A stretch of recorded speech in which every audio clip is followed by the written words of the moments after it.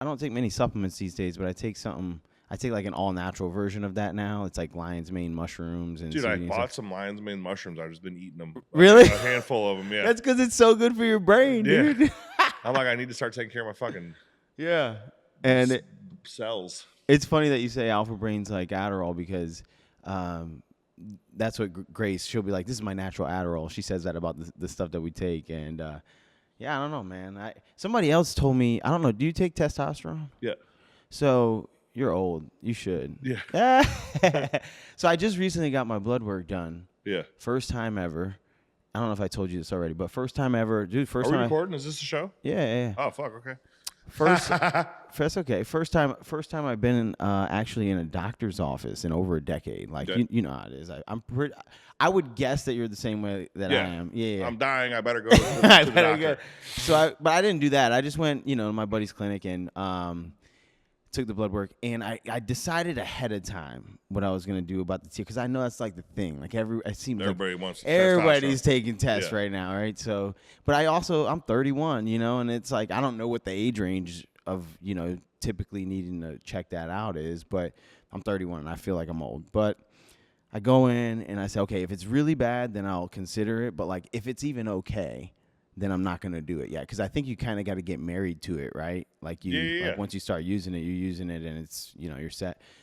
So anyway, I went in and my levels. If you're using it, go ahead. Well, I went in and my levels were good, which I feel really cool about. Like not being a doctor in a decade, like everything was good. Yeah, my vitamin D was a little bit low, but yeah, I don't know.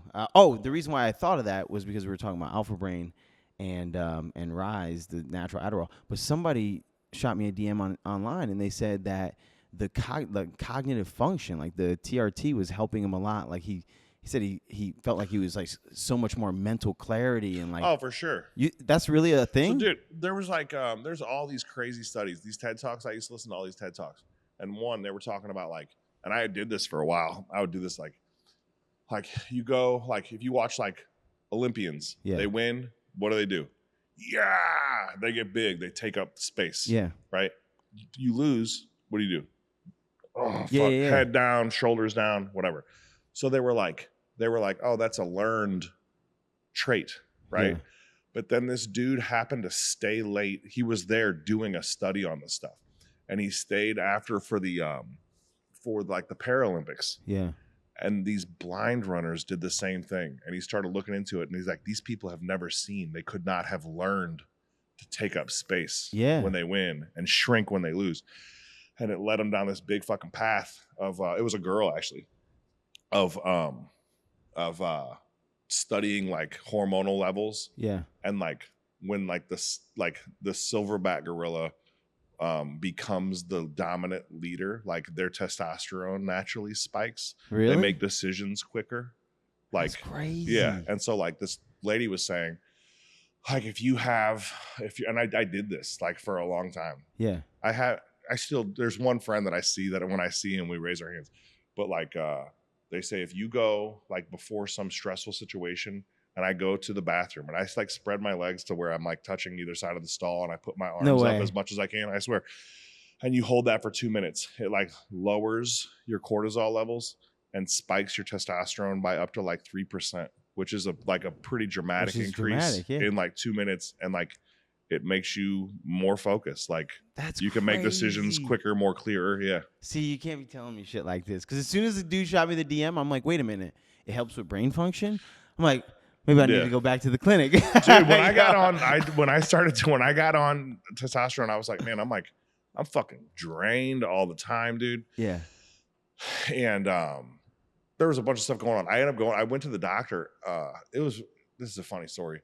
I went to the doctor. There was these two ladies because I was like, man, there's something really fucking wrong with me. Yeah. And so I went to get tested for a bunch of stuff. And I was like, I have this little fucking lump in my nipple. Yeah. Right. And there's these doctors. I've had that before. It went away, but I had it when I was like a teenager and I don't know what it was. It's like hormonally related. Got it. So I was like, man, I'm like 35 or 6 or something like that. I'm not like growing titties anymore. I'm in puberty. Yeah. And so, but anyways, there was these two hot doctors, these girls, and like one of them just like was rubbing my nipples for probably 10, 15 minutes straight up. I swear to God. She just stood there rubbing my nipples while this other doctor was asking me questions. And I was like, and she gets done asking me questions. She's like, so how long have you been depressed? And I was like, what are you talking? I'm like, I'm not. No way. I haven't. I'm not depressed. And she was like, and I was like, look, I came here. And I was like, you can stop. Like, and she like, it was awkward, right? I think she forgot what she was doing and she was just touching me. And then I was like, look, I came here for a lump in my nipple. She's like, let me show you this stuff. And she turned the thing around. She's like, if you answer like 10 of these questions affirmatively, like you're clinically depressed, you answered 85, right? Like it was like 100 question test. And I was like, well, fuck. I'm like, I don't know. I'm like, this is the only brain I've ever had. Yeah. I feel this way. This is the way I've always felt. I don't know if I'm depressed. Like, this is just the way I operate. Yeah. And they were like, you need to get some stuff checked out. And there was a counselor that I would see from time to time. And I ended up going to him, like, and I talked about medicine. And I ended up talking to, like, doing therapy and stuff. And a lot of stuff really helps. But anyways, at some point I was like, I got, with all those tests, they were like, your testosterone was like a 30. What? Right. Like non-existent almost, which is wild because I'm like a fucking big, strong dude. I do a bunch of stuff, whatever. But like, that's not really related though. But in my mind it is. Yeah. That's what you think. Like, oh, like this motherfucker's jacked up. Like, but it's unrelated. Yeah. I thought because I'm strong, because I'm like having sex a lot, I'm big or whatever, you know. But it turns out, like, man, there's a lot of other effects. And when I did that, like, I wasn't sleeping. There'd probably be like 20 years of my life. Like, I slept like a couple hours a night, or maybe not at all for like 3-4 days. Really? I started taking testosterone.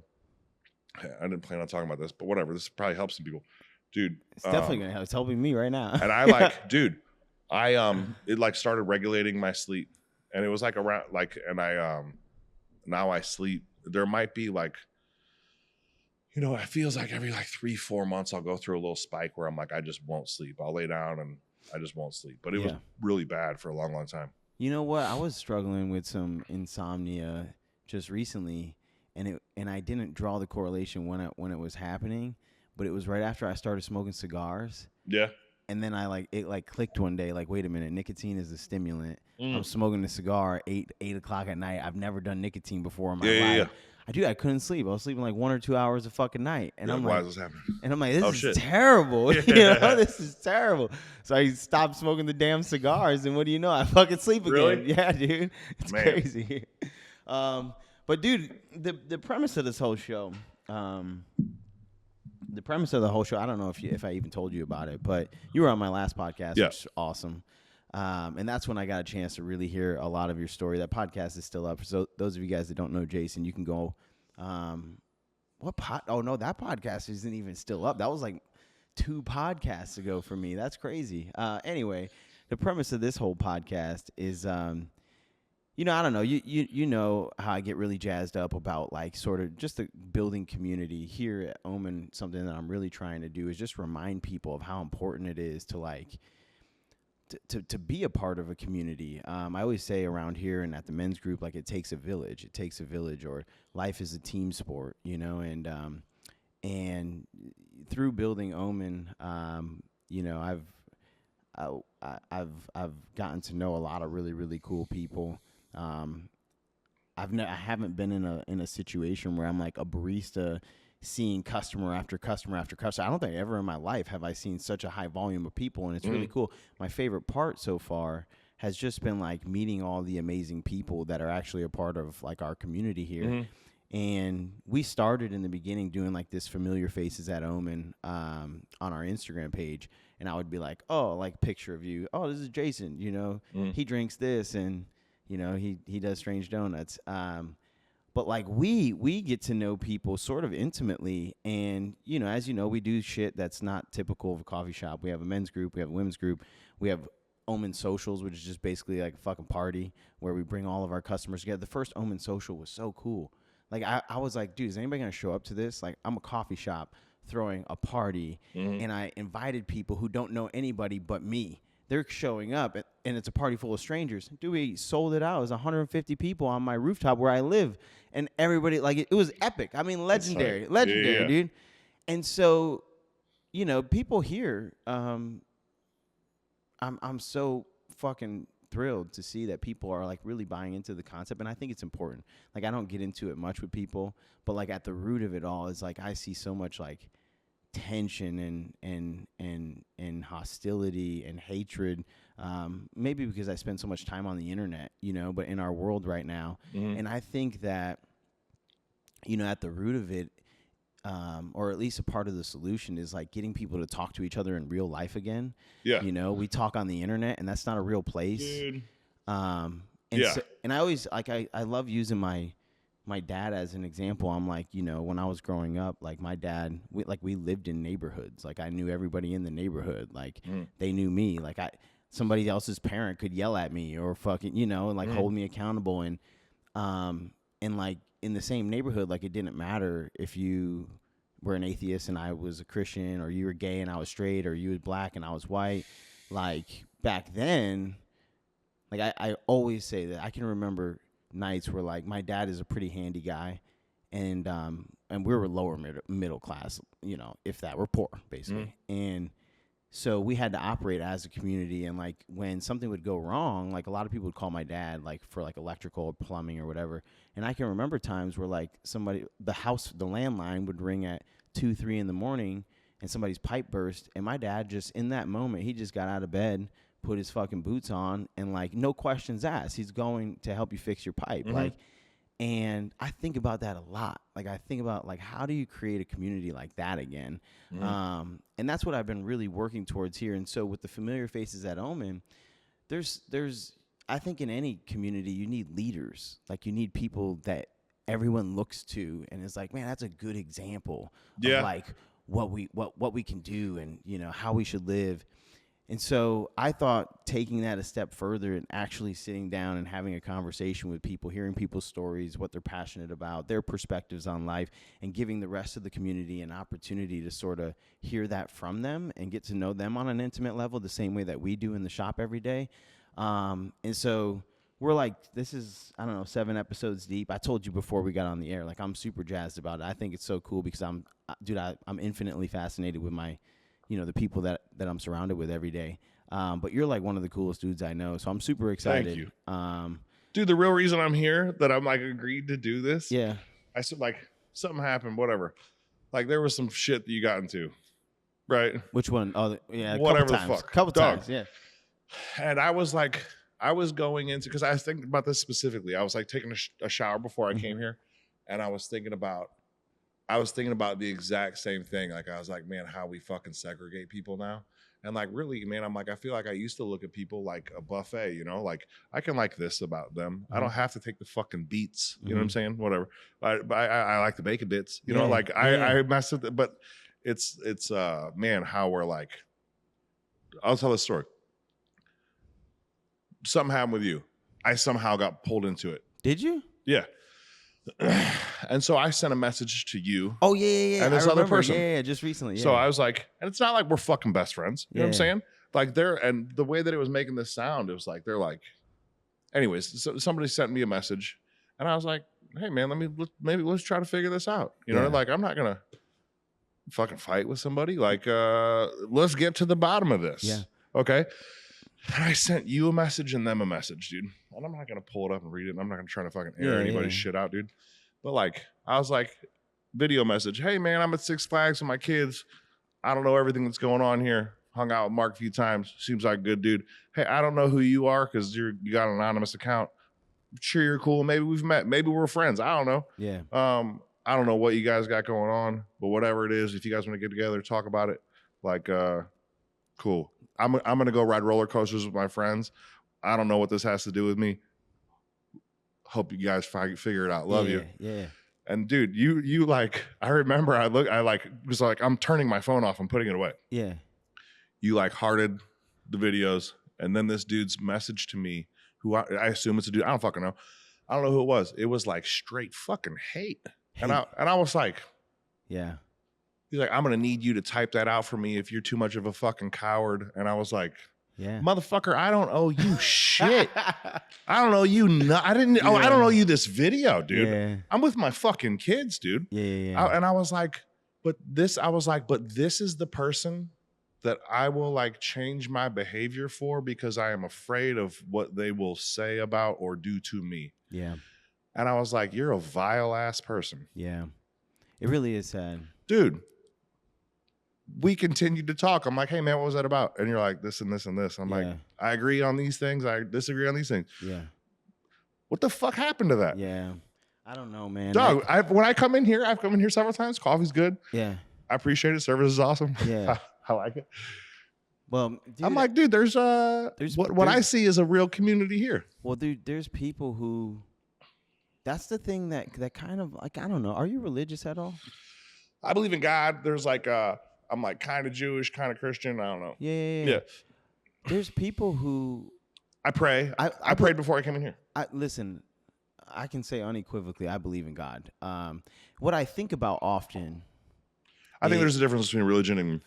I believe in God. That's why I say it like that. Cool. But like, what and you know, what I think about often is, and the reason why I don't like commit to anything in particular, is because when I was in prison, I don't know why, but I used to think about this all the time. But you're living in like this really closed environment, and after a while, this probably sounds crazy to some people, but you kind of like forget that you're in prison. Like it's just the world. Yeah.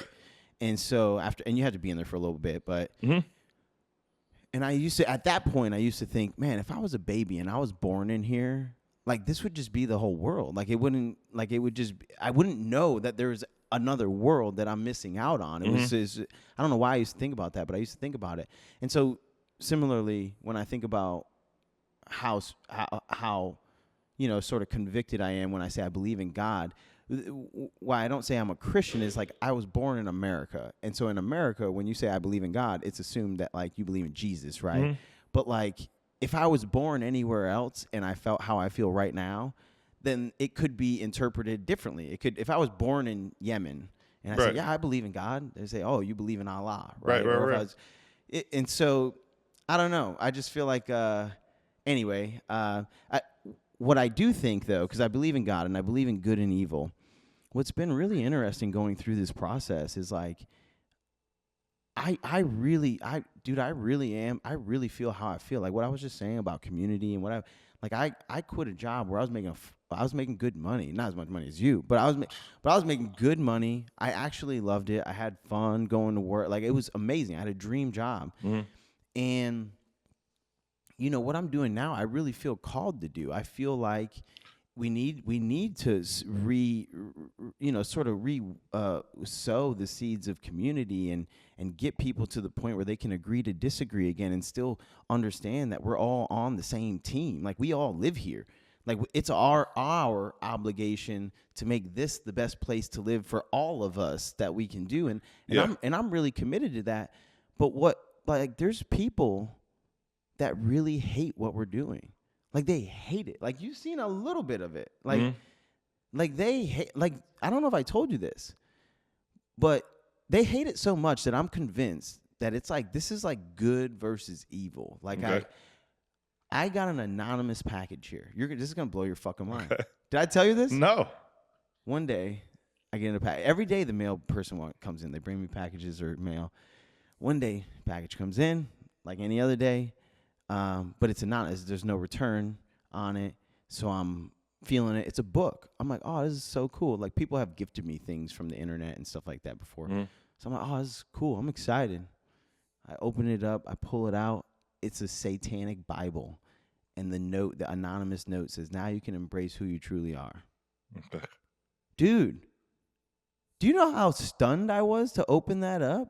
And it's because I talk about like community and because I stand on certain principles and, like the whole cancel culture thing. Like, man, that's crazy. I was talking to a friend of mine today, literally online, because largely the people who don't like me are the trans community. And it's just because I don't think it's appropriate for kids to undergo, gender transitions. I don't know. I don't know. I don't have kids, but I just feel like, man, if I Okay. had kids. Yeah. What do you feel about that? About kids getting transition stuff? Yeah. I'm not doing it with my kids. Yeah. That's how I feel about abortion. Like, I'm not getting an abortion, but if you want to do your thing. Yeah. Dude, you know what? I had feelings about everything until I experienced the thing, though.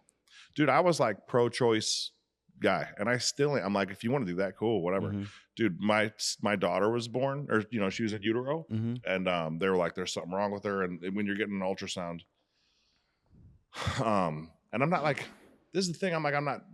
I don't. Anyways, I have an aunt. She's a lesbian, Mhm. right? She's a fucking dude. I love her, Pam. She's like picks me up off the ground, hugs me. She's like that's Aunt Pam. Aunt Pam lives in this little bitty town in Iowa, Yeah. right? And she's just Pam. She's not lesbian Pam because it's a small community. Yeah. Like your dad didn't say, is it a gay person that needs their fucking plumbing fixed? Just right? got up and went and helped. Right. Yeah. My Aunt Pam cuts other people's grass because the grass needs to get cut. Yeah.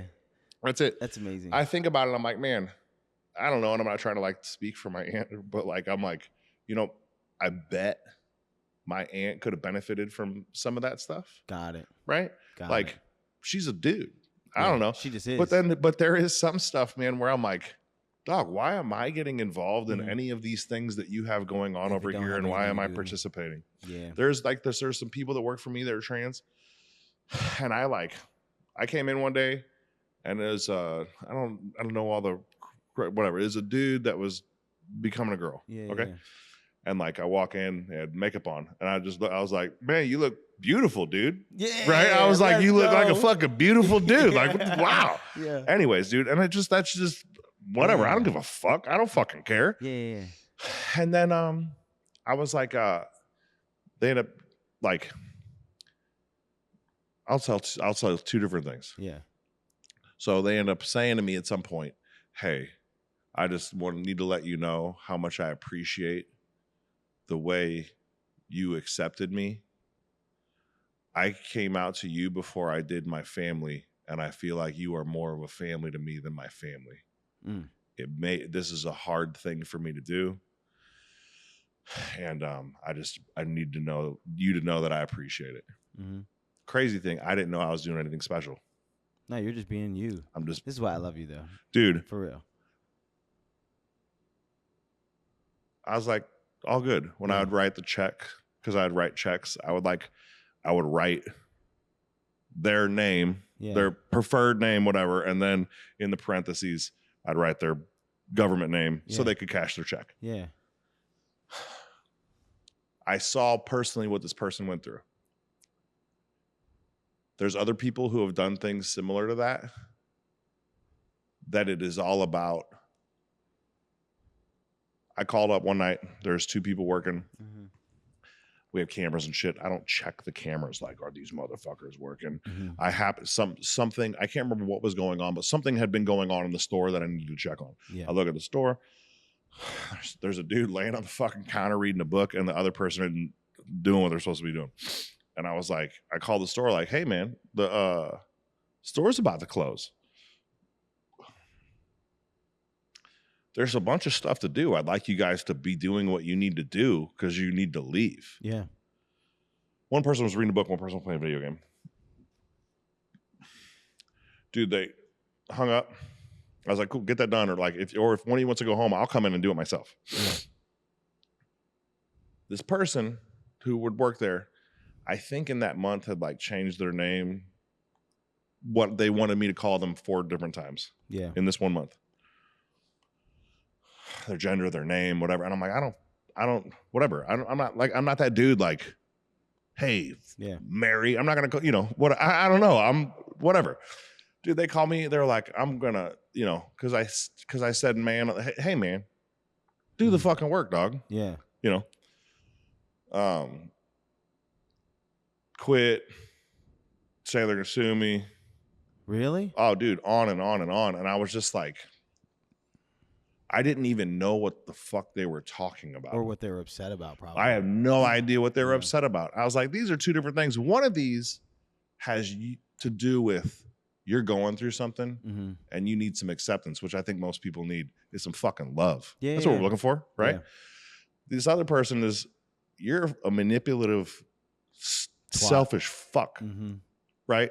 Who like has to do with more about what I'm doing to you than what you have going on with you. Yeah. Yeah. I don't know. So that's So that's basically kind of where you're at. The only thing, I mean, so I had two things I'll say is, one, I had a long conversation with, I think she prefers queer customer of mine today. Her name's MJ, and I mean, an MJ, like, I don't know what her plans are and stuff like that, but like, she has dude energy. Like she, like we'd be friends, like we'd be boys. And so it was interesting because I just responded to something that she put on her story. It was like, whatever. And we had this long discussion, and she shared her perspective with me, and I kind of shared a different perspective, and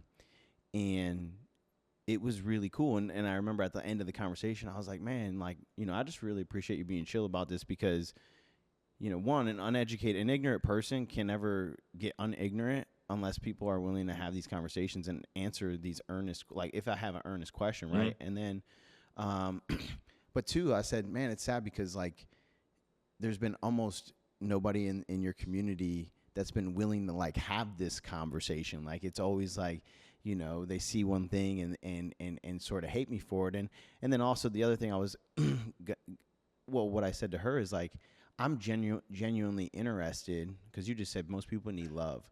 Like, I'm really genuinely interested in figuring out how these people, can reach the place of just inner peace. Like, how do they get there? And I think, and I said to her, I'm like, a lot of the people in your community, they really, hate me. They think that I'm either anti-trans or transphobic or something. And I'm like, I just have a different opinion, really, because that's what it is. We don't know, because the suicide rate is among that community is really high compared relative to the normal population. The depression rate is really high compared to, and I'm like, how do we get these people to a place to find inner peace and be cool with themselves? And I just have a different opinion of how we might get them there, rather than, whatever the conversation went. And I'm like, but it's really people misunderstand when I take a part of these conversations. It's not because I hate anybody, and it really, really bothers me. It really bothers me, and I don't know, the reason why I felt comfortable bringing it up on the podcast is because I want people to know that like I care about everybody. Like I care about people, and you do too. And I knew you would give me a space to sort of like, just chat through it, because yeah, man, I don't know. It really is. We had this came up in the men's group, obviously, because I was going through a lot of cancel culture things. And it's sad to me that like people will see what other people say about me. Like there's so many people that I hear that are like, man, I'm not going to that coffee shop. Like I know it happens. Like my customers' friends or my customers' family, they'll be like, yeah, I wanted to bring my so-and-so here, but they say, yeah, I'm not going to that coffee shop. And it's not about us, it's about me. And they say, fuck that guy. Well, let me check this out. I think a few different things, dude.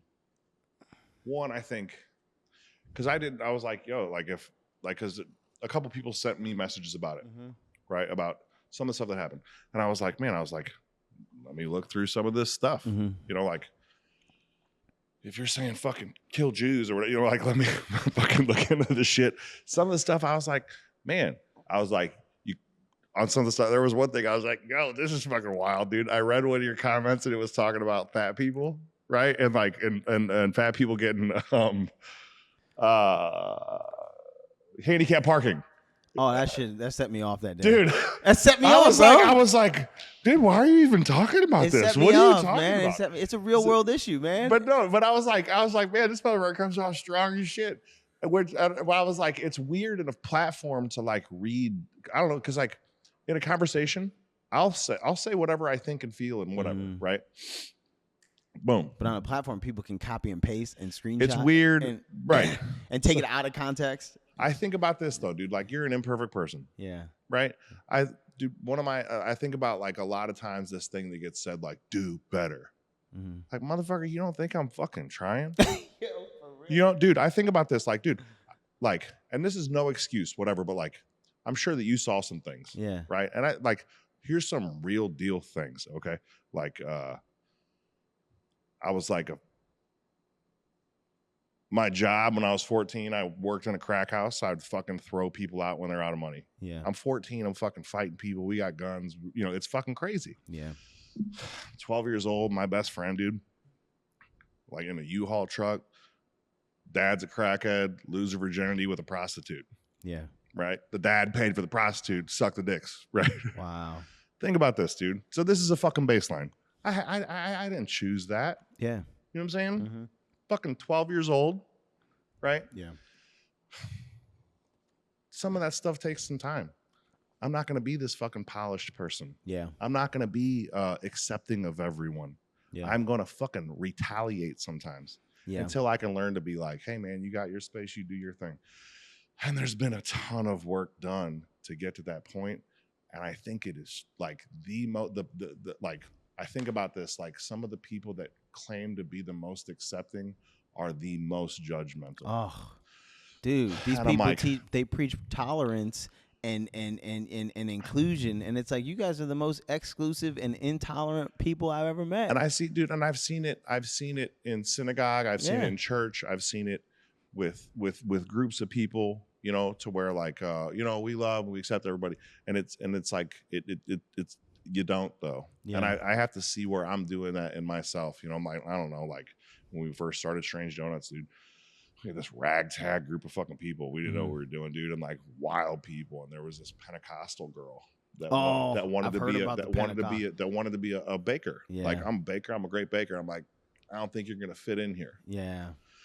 I didn't hire this girl because she was Pentecostal. Yeah. I had to look at that a few, like it took me several months. I was like, yo, I excluded someone. That was probably wrong.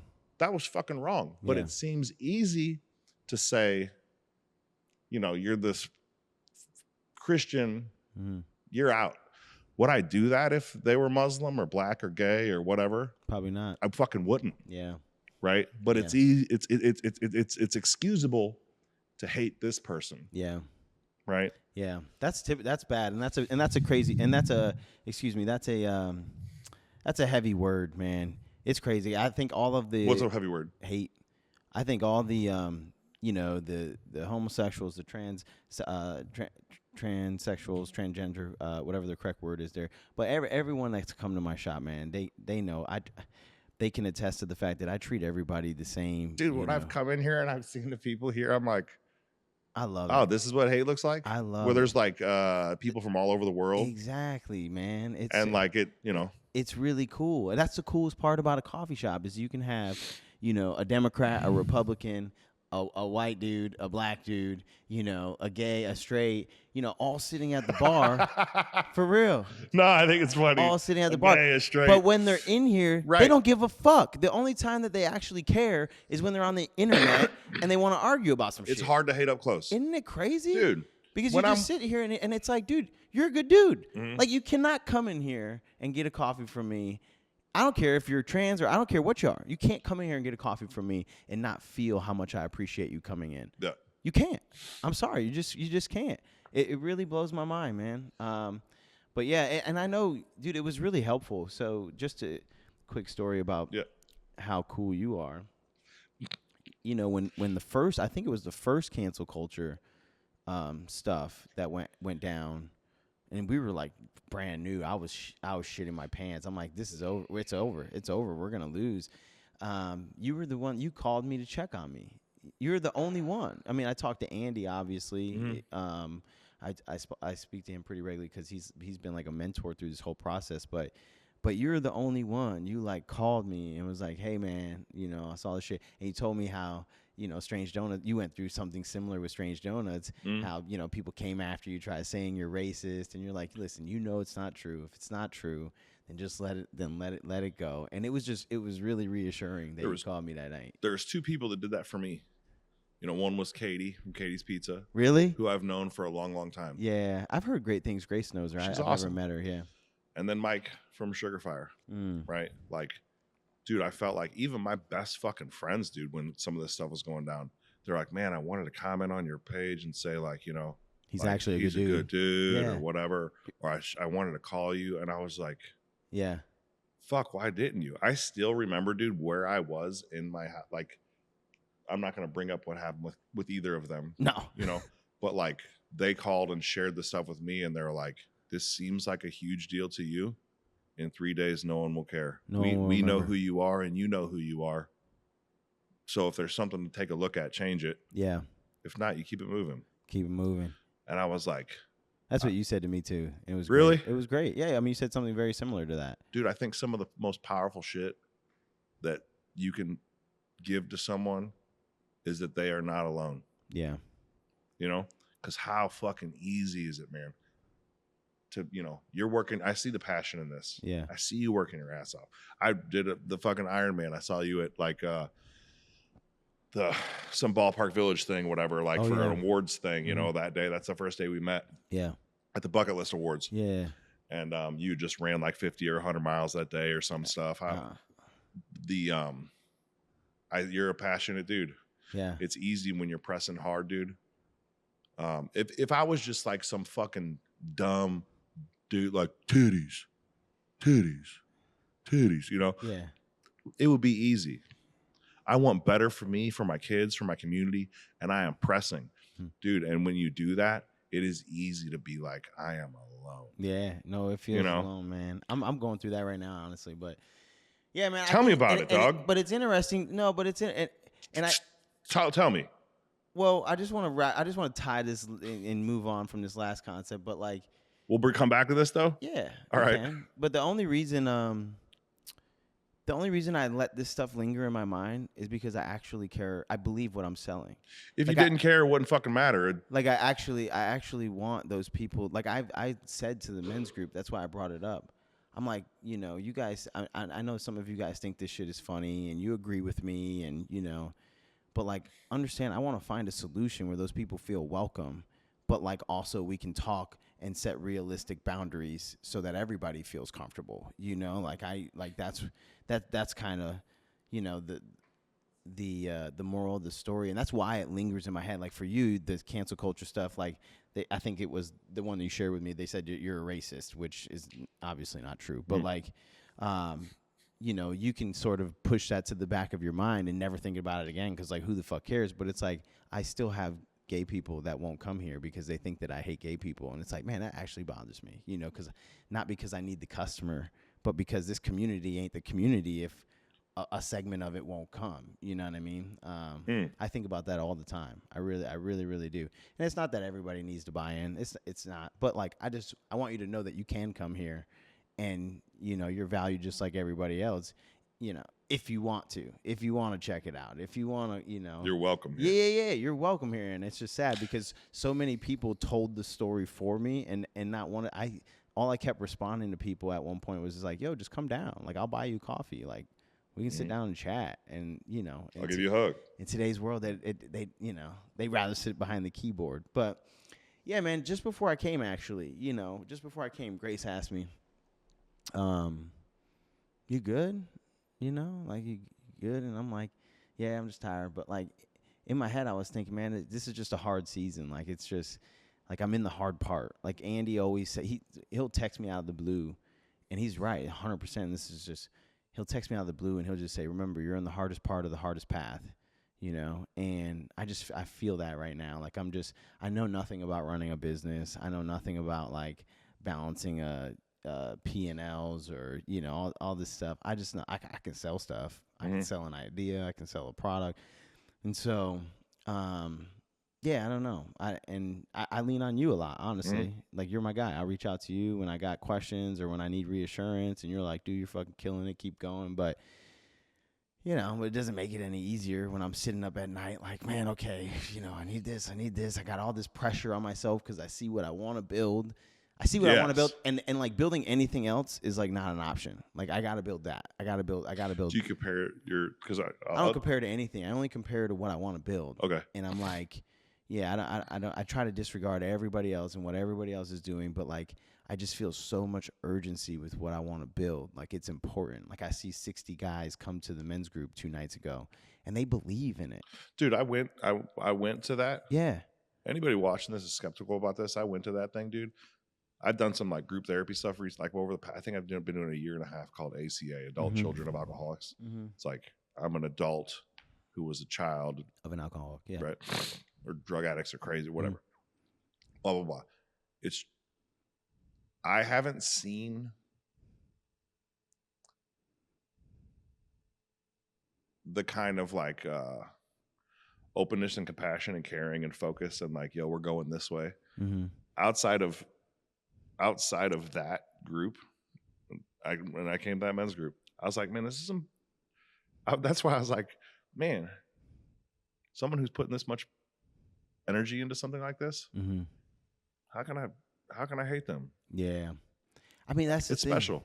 It is, and so, but I feel it makes me feel the pressure. So you came the night you came, it was maybe 40 guys. 2 nights ago it was 60. It's gonna keep growing, and like, and I keep painting this picture. I keep saying like, man, this is what we could do together. You know, like this is important. Here's where we're going, and I know what I'm doing. I'm putting all that pressure right on my fucking back to make sure. I don't know, dude. There's this thing called divine discontent, right? What's that? Like, you know what discontent is? Yeah. Being not satisfied. Yeah. Right. Divine means from God. Yeah. Right. And that's the shit that it like brought people out of the forest into caves. Yeah. And out of the caves into homes. Yeah. You know, and then out of these warring fucking clans into cities. Yeah. Because there was a person that was like, this is not enough. Yeah. Right. And like somebody stretches themselves for the benefit of their community. And I think that some people, like you're talking about, and it's like sometimes weird to talk. I think about these things. It's sometimes weird to talk out loud. I do think some people are called. I'll get a bubbling. I'll get a feeling in my chest, like I don't know what is happening, but something big is moving. Yeah. And I will be uncomfortable, you know, and like it doesn't matter, like, you know, what my bank account looks like, or like my body, or my life. Like I am not happy with it. Well, that's what worries me, dude. I block everything out. I'm just like, the only thing that matters is like, I gotta build this shit.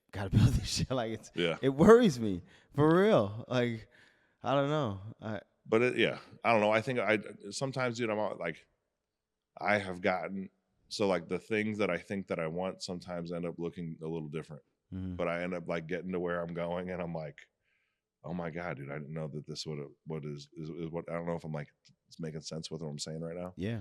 I was on a podcast a while ago, and a year and a half later, I was listening to it because it popped up in my history or whatever. So I was like, oh, let me check this out. Let me see what I said. I was like, I came out of a surgery. I was on drugs, dude. When I did this podcast, I was like, let me listen to how wild I sound. Yeah.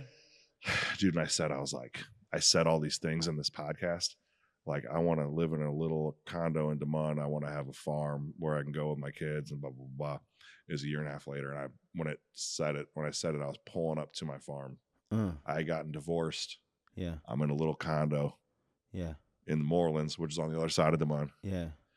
Everything that I had said in this podcast that I wanted had come true to that point, outside of. But it still looked a little different. An NBA team. It was a little bit different, but it was exactly what it was exactly what I wanted. And I said out loud, I want this. And I think about this, dude, sometimes like, you wanted a coffee shop. I forget. It's like, it's hard for me. I don't know if you relate to this. It is hard for me to stop and say, man, how far I've come. Yeah. Right. It's really hard. Because I'm not happy with where I am. Yeah.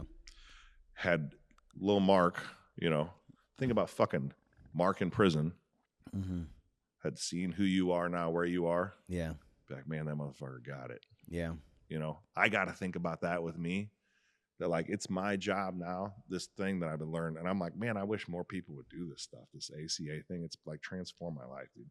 And I was like, this is pussy shit. I'm not doing this stuff. No, I believe in it. Anyways, dude, it's like the main thing it says like, because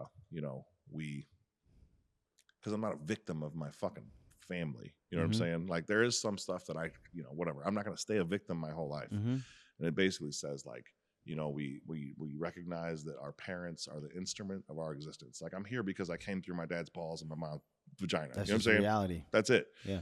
God is my father, and the goal is to become my own loving parent. Yeah. And I am like becoming my own parent. I have to say to myself now and think about it sometimes, like, man, look at you, dude. Yeah. I could cry right now, dude. And I'm not this fucking emotional, dude. I've gotten to a point where No, I'm like, you know, I'm gonna be honest. One of the things I admire the most about you is that you are not afraid to be emotional. Like, and I think it's all no, for real, like that specific thing. Like thank you. Like you've been emotional with me on several occasions in a regular conversation, and I admire it so because I'm allowing myself, like, I'll tear up when I'm talking if I'm same. Yeah. And I don't really care. I joke with the men's group. I'm like, oh, I'm fucking emotional, and they all laugh, but I'm being dead serious, and I admire that so much about Thanks. It's more of me. I'm like, dude, like there was a Langston Hughes poem. I was locked up, and these people came in to like do some church shit. I can't remember what they were talking about, but they read this Langston Hughes poem. Yeah. And they were saying a tear is not enough to make the smallest of plants grow, but enough to drown a man. And when I grew up, it wasn't okay to be emotional. Yeah. Show nothing. Yeah. Show no. You know what I'm saying? If you feel afraid, make someone terrified. Yeah. You know what I'm saying? Me being emotional was a lack of control. Yeah. Right. And so, man, but I was never. I mean, my brother killed himself, dude. Really? Yeah. And I was joking at the funeral. You know what I'm saying? Yeah. That sucks. Dude, I think about that. Like, I wasn't joking about him dying. You know what I'm saying? No, just joking in general. I was just in general, like, shooting the fucking, just chopping it up. Mm-hmm. Like nothing fucking happened. On the last podcast, I talked a little bit about how I came to terms with my brother dying. Is there anything that you did specifically that, like, because I know you've done a lot of work now, Yeah. and like things like that can eat you from the inside. Yeah. Oh, dude, I hate my first thought when I got the call. He owed me some money. He worked for me. He owed me some money, and I was like, "Fuck, I'm not getting that money," And dude, I've come to find out like that's grief. You know what I mean? That has nothing to do with me other than deflection. I'm a fucking human. Yeah. You know what I mean? And these are the tools that I was given to deal with life. And now the tools that I have do not serve me anymore. They fucking cut against me. So I just need some new tools. Yeah. So when somebody says to me, do better. Like, fuck you. Motherfucker, I am trying. Yeah. And that's what I try to think about when I see something happen with you. I'm like, man, I know this motherfucker's trying. Yeah, I try really, I try really dog. hard. So stuff that I did with my brother, I talk to him now. You know what I mean? Like, I go to Utah every year, and I ski with him. Really? Yeah. That's amazing. Dude, and I'm like, I think that he looks out for me, Got to. And dude, I'm like, man, I miss that. I miss him. Yeah. I love him. And I'm like, man, the pain has, like, from that has, like, mostly gone away. But, like, I think about a kid when you discipline a kid, right? Or, like, you're around, you've been a kid and you, like, your dad's, like, getting on you and you laugh. You know what I'm saying? Yeah. You don't know why you did that. Yeah. Right? But like, and it's not funny. It's not fucking funny. You're like, I should not be fucking laughing right now. Don't laugh. But Yeah. You can't fucking, dog. Like, it was the same way with me. And now that I'm my own parent, I have to be like, I have to excuse myself and understand my reactions to things. Like, yeah, you were a kid. I was a fucking kid, dog. Yeah. I didn't know any better. Man, it's so awesome talking to you about some of this stuff because you mentioned therapy earlier when we first got started. I didn't really dive into it at the moment, but, like, I know you've done a lot of actual work, like a lot of therapy. You're a big proponent of therapy. I've never done therapy, but I have done the groups. I've done AA, NA, and I don't know if it's any similar to what you're doing currently. But man, that was so therapeutic for me. Oh my gosh! So this is what they don't even know. When I'm running the men's and women's groups, it's built off of like all that stuff. My experience with NA. I just don't make them stand up and say, "Hey, I'm Josh. I'm an alcoholic." Dude. I'm like, man, think about, like, I would do things and not understand why. I would be saying like, why are you doing that? Mhm. Why do like, you know, why do I not trust like a girl that's like, I love you? Mm-hmm. And my thought is like, No, you don't. fuck you, bitch. Yeah. You know? Yeah. What? Yeah. Where did that come from? Yeah. I don't want to do that. When they say I love you, I want it to fill me up. Yeah. I want to be like, hey, I love you too. Yeah. I accept that. I accept Man, that. that's one of the most. I will never forget you telling me that. Yeah. Never. That was the beginning of the journey, is saying to these people when they would say stuff to me, saying, I accept that. And Yeah. I'd write it down in my phone. And it started like replay these tapes in my head. Like, I don't know. I love you. You're so cool. Yeah, but only if you knew. Yeah. You know. Yeah, you have an internal dialogue when somebody gives you a compliment that just deflects or rewrites what they say, and you had to. Jason shared this tip with me. He was like, "Dude, when I'm so basically summing it up, summarizing extremely, but he would be like, basically, my internal dialogue is so self-deprecating, and I was struggling a long time with my self-image, sense of self-worth. Like I just didn't feel like I deserved to be loved or." Complimented or anything. And so when people, and he's sharing this with me because we were talking about this at the men's group, and a lot of people struggle with this. And he was like, the most powerful thing that I ever did was, it was a therapist that told you to do it, right? Yeah. Well, go ahead and tell him how to do it. So I had made a, yeah. So it started out, it came from that, the girls touching my nipples. I went to talk to this dude. I went to talk to this dude and I was like, man, I don't know what's going on with me, man. Like these people are saying I'm depressed, and I like started digging into it a little bit, dude. And I was like, I made $1 million that year. I made over $1 million. I had, my daughter was born. I didn't talk about we said something about abortion. Doesn't matter. Anyways, I was pro-choice. I'll say that. I'll make it skip back. I was pro-choice when they came in and said that they were going to abort. They needed to abort my daughter. I'm like, No, because she's deformed. No, the fuck you're not. Like, nah. If she's, I'm gonna love her until she dies. Yeah. You know what I'm saying? If she's fucked up, whatever. Yeah. I didn't really, but in that now that I'm forced into this situation. Yeah. Motherfucker, I'm pro-life. Change your opinion a little bit. Yeah. When it's my daughter. Yeah. Anyways, my daughter's born. There's nothing wrong with her. Yeah. Right. I won a lifetime achievement award because I was in Big Brothers Big Sisters when I was a kid. Yeah. I had a big. I went to fucking got locked up, get out. Get my shit together. I'm a big brother now. And then I'm on the board of Big Brothers Big Sisters. I get this Lifetime Achievement Award. There was all these things that happened, like big things in my life. Yeah. And I felt nothing. I was like, man, I feel like someone who does the things that I do to try to help people like I do deserves to feel good. And he was like, there's two people in this world that hate you. You're one of them. I won't say who the other person was. But I ended up getting a divorce. Mm-hmm. It's like, there's one other person. He's like, we can't do anything about that other person, but we're going to do something about you. This is going to be awkward when people give you compliments, which I'm sure they do. How does that make you feel? And I was like, I discount everything. Hey, I like those pants. Got them on sale. Yeah.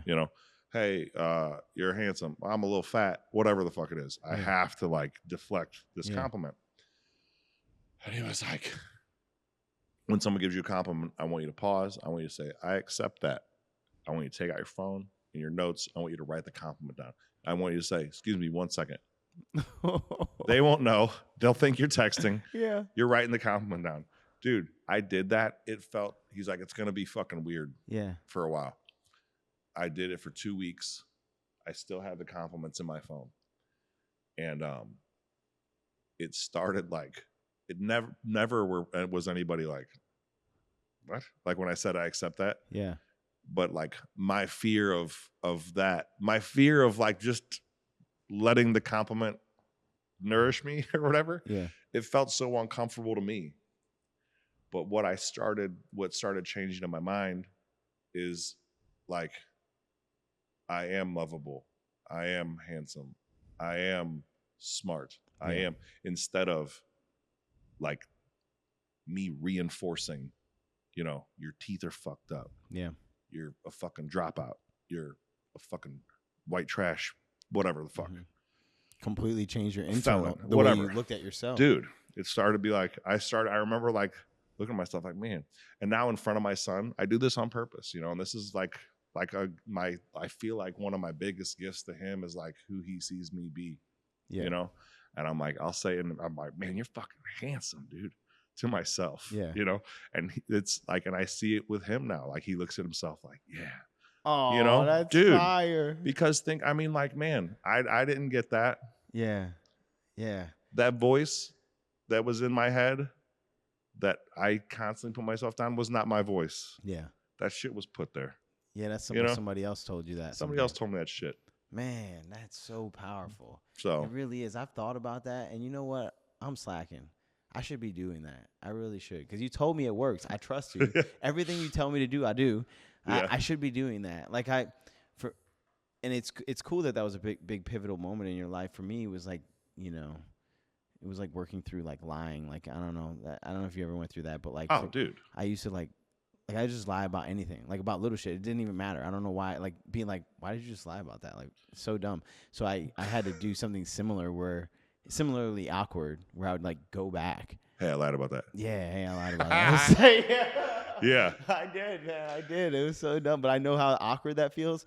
So I think being like, I accept that, I could do that no problem. Yeah. Because the lying thing was so embarrassing. Dude, I lied to somebody at the gym. This dude was a black dude. He looked like my uncle. And I was like, man, you look like my Uncle Bruce. And he looked at me. He was like, I got an Uncle Bruce. Or maybe he said, I can't remember if he said his name was Bruce. Anyways, like, I was like, whatever. I talked to him for a minute, blah, blah, blah, blah. We keep going. And then like a week later, I saw him, and he was like, hey, you said I look like your Uncle Bruce. Your Uncle Bruce is black? And I was like, yeah, man, I'm black. I said it like halfway joking, dude. And then I was like, I'll never see this fucking dude again. You know what I'm saying? Like, this is a fucking funny, weird thing to say. Yeah.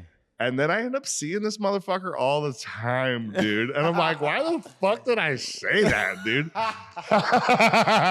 And you got to go back and be like, hey, man, remember when I told you my Uncle Bruce was black? Yeah. He's actually not. He just looks like you if he was white. A black dude or you were. But it embarrasses you. Like it's worth something, bro. It's to when you go back and clean that up, you're like, man, I don't want to feel like that again. Yeah. And dude, I think that's the only way you learn the lesson. Yeah. Is if there's some sort of like accountability. It's the only way. That's it. Otherwise, you'll let yourself off the hook over and over and over again. Dude, you know one of the coolest things you ever told me was about when you went up to the parents of the son. Your son was, getting rough with a kid on the soccer field. That was like my favorite story. And I brought that up almost every men's group since you came. And I was like, just to demonstrate, like, because I think the biggest difference between most people and then the few is like everybody has the thought or the idea or the inspiration or even the internal dialogue that says like, oh, dude, I should probably pick up that piece of trash on the ground or put my car back or whatever, right? Or they walk past a person and they're like, wow, you look really good today, or we all have that. Yeah. But the few, they pay attention and then they like act on it. They like, they put it out into the world. And so that situation is like, you do something wrong, everybody's probably thinks, oh man, dude, I should probably apologize to the kid and, mention it to the parents. But like, they'd be like, man, the parents would never realize what happened anyway. Yeah. And they'll just go. But you're the few. In my theory, it's like you're the few because you don't let yourself off the hook. You're like, nah, I'm gonna go. That was wrong. I'm gonna go apologize. That was wrong. I gotta go own that. Like, dude, it's so powerful. And it's like, it could be simple shit too. And it doesn't always have to be negative. Like owning up to the lie. It could just be like, noticing that somebody tried extra hard to look good today and acknowledging it. Because we all notice. If you see the same person every day, you're like, wow, she did her hair today. Think about, dude. So real quick, I like put it out there, dude. Me saying to the dude, man, you look beautiful today. That didn't cost you nothing. Didn't cost me shit. Nothing. And that was out of a habit, right? Of like, if I see someone giving effort, encourage that effort. Yeah. Reward that effort. People respond to incentives. So let me incentivize this person. Yeah. They put in the effort. You look great. I didn't know that was going to come back to where that Bro, dude he was loves like, you forever for that. Because you said that one time. dude, they're talking about like suicide and all that, like him being like, man, her, whatever. I know. They accept me. I know. I'm loved.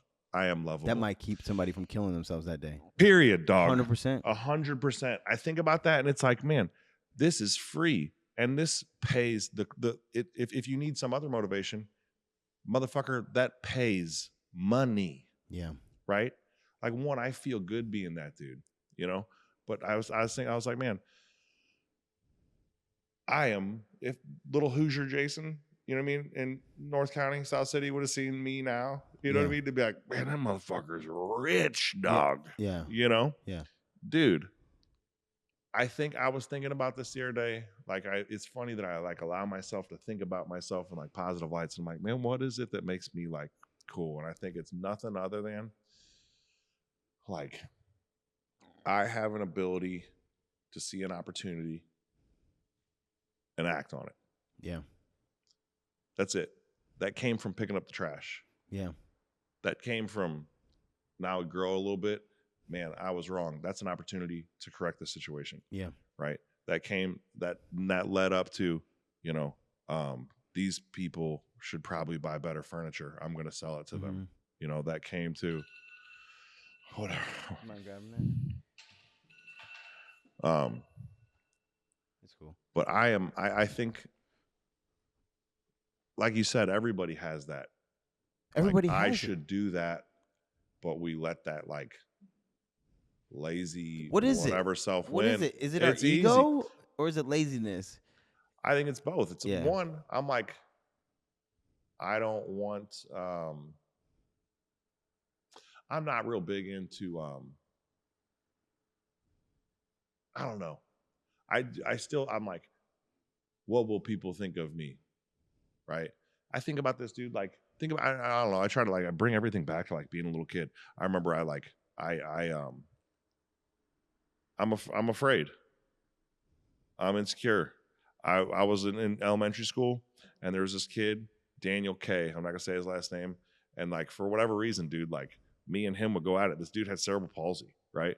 And I think I felt, you know, I was a kid, like I felt so fucked up. Yeah. You know what I mean? That I'm like, yo, fuck this kid. You know, you were talking about neighborhoods earlier. That was funny, dude. If anybody from my neighborhood, if anybody was fucking with anybody from my neighborhood, dude, fuck them up. you get fucked up. Exactly. Yeah, you get fucked up. And there was like some security from living on this block. Exactly. Right. But like, dude, I love that about the old school neighborhood. There's something really cool about that. Like, these are my dudes. These are my people. I don't give a fuck. Yeah. I might not even like that dude. Yeah. But you ain't gonna fuck with him. Right. If anybody's gonna fuck with him, I'm gonna fuck with him. Yeah. Yes. It's like, no one can. Yeah. Like, let you fucking hit your brother with a bat. Yeah. You know, let somebody look at your brother weird. I you know what I'm saying? Exactly. Anyways, dude, I don't know why I went on this tangent, dude. This is one of those things that I like hated myself for. And I'll tell you what I did with it, dude. I ended up like, this kid was like, I stayed the night at his house. I ended up calling him to like prank him or something. Mm-hmm. And then he was like, Jason? And I was like, oh, he's like, stay the night with me.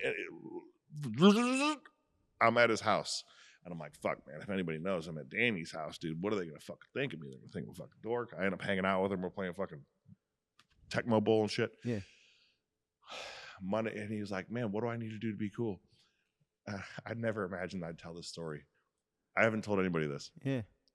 And I was like, he's like, I was like, man, you're just kind of a fucking dickhead, dude. Like, I understand that, like, you know, it was like this real, like, 8-year-old, 9-year-old conversation, you know.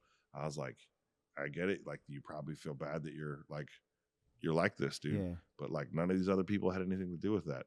And I told him, I'm like, and man, I've been mean to you, and I'm sorry. After like hanging out with you, I see that you're fucking cool, man. I think maybe you could come over to my house. We could hang out. It was like Martin Luther King Day on Monday. That's amazing. So there's no school. Yeah. I'm late to school on Tuesday. I pull up. I go to school. I forget. I'm like, I walk into school, dude, and I was like, oh my God, dude, I'm late. I stayed the night this weekend with Danny. He probably told everybody. And I told this kid, dude. I think I told him. I can't remember. I go, class is out. All these kids are together in the hallway. And Danny pulls up. and he had like this like moped wheelchair thing. I was like, man, that thing's cool. Ride that thing. And he rode it to school, and he had his hair done like mine and shit. And he pulled up, and he's like, hey, Jay. He goes, hey, Jay Bird. He's like, you stayed the night at my house Saturday, didn't you? They're saying that you didn't. And I was like, and everybody was like looking at me. I felt like the pressure of it, like, oh shit. And then I was like, fuck you. I just said, I was like, I didn't fucking stay at your house. I said some other word. And he was like, and everybody pointed at him and laughed at him. And he like pulled away, dude. And I felt so bad. And we had to get tied together. Like that's what they did then. Like if you had a fight with somebody, you know, like if they'd fucking tie kids together. So I'm tied to Danny, and I was like, Danny, I'm like, I can be your friend, just don't tell anybody, dude. Wow. And he goes, Jason, if that's the kind of friend you are, I don't need friends like you. And I was like, it gutted me. Anyways, dude, I didn't know, you know what I'm saying? Like, there was a bunch of other more pressing shit going on in my life. I didn't have the capacity to fucking, like, be nice to fucking anyone. You know what I'm saying? Let alone, like, do the right thing. You know what I mean? So anyways, dude, I ended up, like, man, that, like, impacted my life so much. I, like, I've never said this, but I donate to causes for people with cerebral palsy, like, quietly now. Yeah. I called, like, this last name. Yeah. Trying to find him. And he passed away. No way. And I talked to his family, and just talked about like happy times with the dude, and just listened to them about who he was. I've never told anybody that. That's amazing, dude. Like, so it's terrible who we are, but like it's so cool. As you were sitting here, I'm like sitting here thinking like it's so cool because now who you are. Like everybody knows. Everybody, like I've never met a single person more than anybody. I mean, my mentor's, you know, arguably a lot more well known than you, right? But like when I bring him up, it's 50-50 chance somebody likes him or not. Mm-hmm. I've never brought you up and somebody and the person didn't absolutely love you for real. And so when you're telling that, I'm like, man. It's so cool that you can tell that because we live in a world now where, like, with cancel culture and everything, where you say one thing that people don't like and they try to ruin your fucking life. You do one thing that people don't like, you make a bad decision or whatever, or you don't hire the Presbyterian girl or whatever, and they'll ruin your fucking life. And it's like, I don't know. I really, really appreciate having an example like you around me because, like, you're willing to own everything that you've ever been and who you are, and like, but it's I don't want to say it's only because, but you get away with it so flawlessly and gracefully, and you're able to like use that to share lessons without having to worry about if it's gonna come back in because of who you show up as every single day. Like, it doesn't matter. There's nothing that anybody can say to ruin. There's nothing, like literally nothing. It's crazy. Because that was terrible. That was awful for you to do. That was an awful thing for you to do. Horrible, yeah. And I've done, yeah. I was like sitting there thinking like, wow, this is awful. Like he's telling this, but at the same time, it's like I know you. It's crazy, man. Like I have no better example of like how you can just it doesn't even fucking matter. You can own up to everything you've ever done because who you are today is like you got nothing to hide. It's so crazy. You know, I've been meaning to ask you this too. Yeah. Like, what drives you? Like you're the second most successful person I've ever met. Like you're very successful at this point. And I don't even know the details. I just know, like you told me, one of my biggest goals in life is you've already accomplished, which is like I want to have like several thousand acres of land where I could completely isolate myself if I want to, or where I could just like let my friends come and build houses there, and you know we could just do what do they call that, a commune or some shit? Yeah, like, I don't know what they call it, but like, you know, that's the type where I can just have my own world and just live in it. And you told me the other night that your farm, I thought you had like a little farm with like 20 acres. You're like, a couple thousand acres. Like that's why I'm working for it forever, you know, and you're already there, which is awesome, man. So I got 10 years on you. Yeah, you do. And, but you know, and so for me, sometimes I wonder if I don't want to say wrong or backwards, but I'm very mission oriented. Like for me, the money, I like kind of have faith that like if I do what I'm trying to do, The money's a byproduct. the money will be there no matter what, And so I'm very, and I'm clear on that, right? Like, so I know what I'm trying to do. I'm trying to build a community that's like a shining example of what a community should be like. But like for you, like what drives you? It's changed, and now I'm like, honestly, dude, like one of my things right now, I'm like, man, I don't know what the goal is a little bit. Yeah. It was like, it was like I'm going to prove to you, to them, Yeah. I am worth it. Dude, I saw this UFC fight. This is like a few months ago. Yeah. This dude won at flyweight, this belt, and he goes, "Are you proud of me now, Dad? Are you proud of me now?" And Dad abandoned him, And I was like, oh shit. Wow. Like I'd never heard not on TV like that. Dude. Yeah. Yeah, this dude after he, rock somebody, whatever. But I'm like, man, that's what it came from. You know what I mean? I don't know who they were or you were that I'm going to prove to, but I'm going to fucking kill you. Yeah. I will fucking win, because I'm going to prove to you that I'm worth something. But I think, I just needed to fucking prove it to myself. Mm-hmm. Now, I don't know, what drives me is like one thing. I think that there's like some capacity that gets built up, man. Like I was telling you something, like I'm starting this YouTube thing, right? Because I was like, dude, what is the drive now? Like, man, I want my kids to see, that like anything is possible. I think a lot of my life comes back to them and what I'm like putting into them. And I want to see how far, I don't want to just start saying fucking words. I felt like I was about to just start saying some shit. I told them the other day, I'm getting mixed up.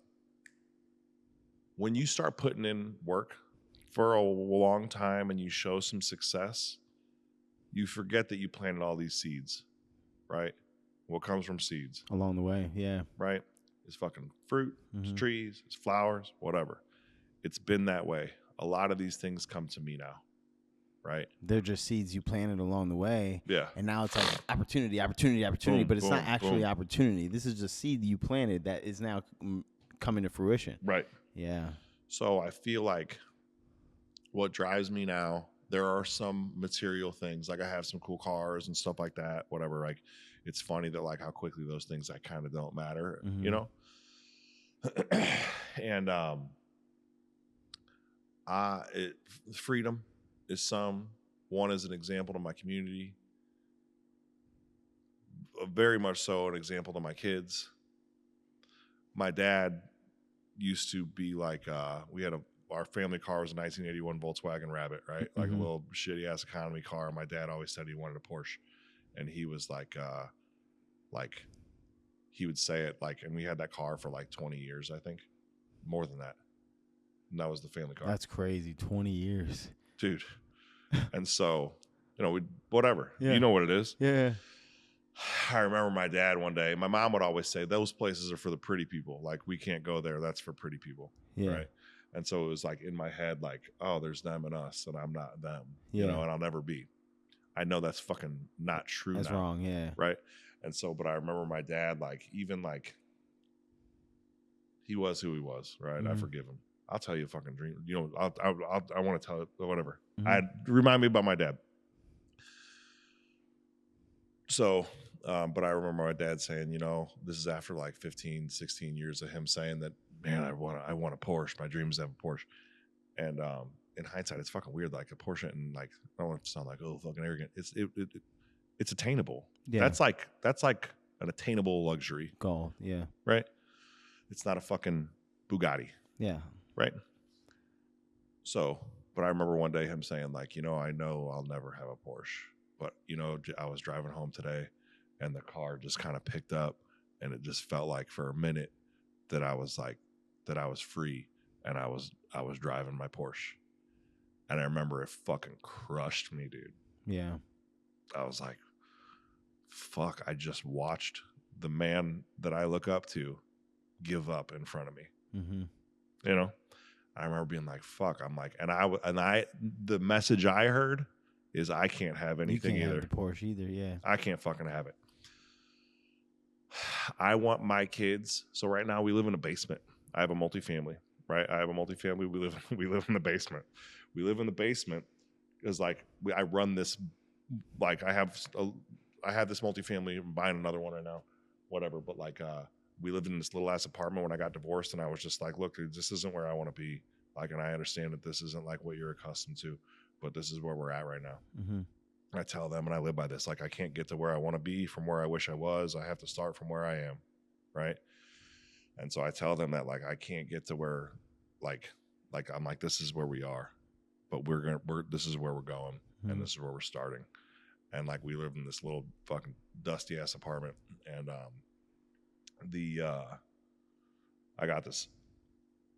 we got this really nice multifamily. Mm-hmm. The units are like 2,600 square feet. They're fucking pimp.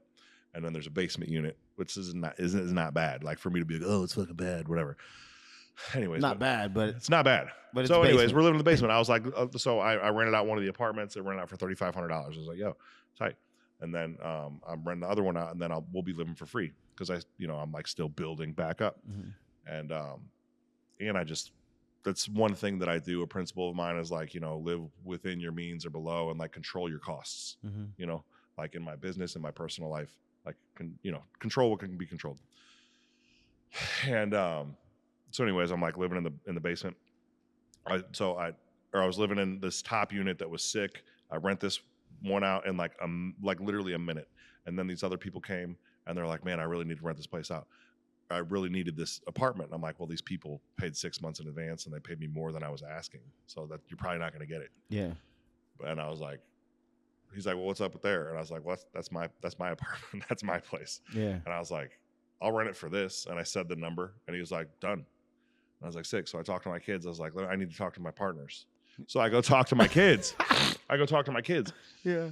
And I was like, hey guys, we need to talk about the business name. Yeah. The business name is the address of the place, whatever. I'm not having you show up to my fucking house, I'll shoot you in your fucking face. But like, yeah. It's 7516 Welling, whatever. Yeah. Right. So I'm like, hey guys, we need to have a meeting about 7516. And I'm like, so these people want to rent our apartment. And my son goes, tell me more about this opportunity. No. Right? I swear to God. No. I was like, fuck yeah, dude. I was like, well, they're going to rent it for this much money. We're going to get paid $1,400 to live in the basement. So we'll live for free. Everything's paid for in the building. After all of our expenses, we'll profit $1,400 and we'll live in the basement. We still have a and place. He's like, for how long? And I was like, I don't know, maybe 2 years. And he's like, he's like, well, what are you going to do with the profits? I was like, we're going to buy another building, or we're going to buy a home. Mm-hmm. And he's like, can we have a pool? And I was like, at some point, yes. And he was like, yeah, I think we should do this. And then Benny, my daughter, was like, she doesn't care, Yeah. She's like, yeah, okay, whatever. Anyway, so we live in the basement, and that's fire. It's important for me, like, I'm rich. Yeah. It's important for me to instill in them the relationship between the sacrifice and the reward. Yeah. Right. So now I'm under contract on a sick place. Yeah. Yeah. Right. And they will go from that basement to this place, and they will never forget that they lived in the basement. And the reason they have this place is because of they made the sacrifice to live in the basement for 2 years, even though it's not really why, but you taught them that lesson. Right. That's crazy. So anyways, yeah. So I love that. Thanks. So motivation. Yeah. So that's what drives you is just teaching the kids. Just teaching them now. I know, because you're playing the game of life, right? And you're winning. Like that's just dude. That's what it is. You're just playing the game of life, and you're winning, and you're teaching your kids the game. It's wild to think about how simple some of these things are, dude. Like, it's hard to internalize when Andy says to you, like, man, you're in the hardest part of the hardest path. Hardest path, yeah. Right. Why you say it's hard to internalize? But you've been doing this the whole time. You've been doing this for No, I think like it's like it is. I have a minivan. I also have some Ferraris and shit. I have some crazy cars, right? But like, those are a business to me, right? I don't like. They're an investment. Yeah, I get it. There was one day, dude, I'm driving my minivan, my 09, which I'm grateful to have, Yeah. I drove my minivan to my basement. I'm alone. Yeah. And I'm like sitting eating this fucking food that wasn't that good in my basement. Yeah. My kids are with their mom. They have a separate life from me, And I was like, you're a fucking loser, dude. You just drove here to your Drove here basement in your apartment fucking basement, in your fucking 2009 minivan. minivan.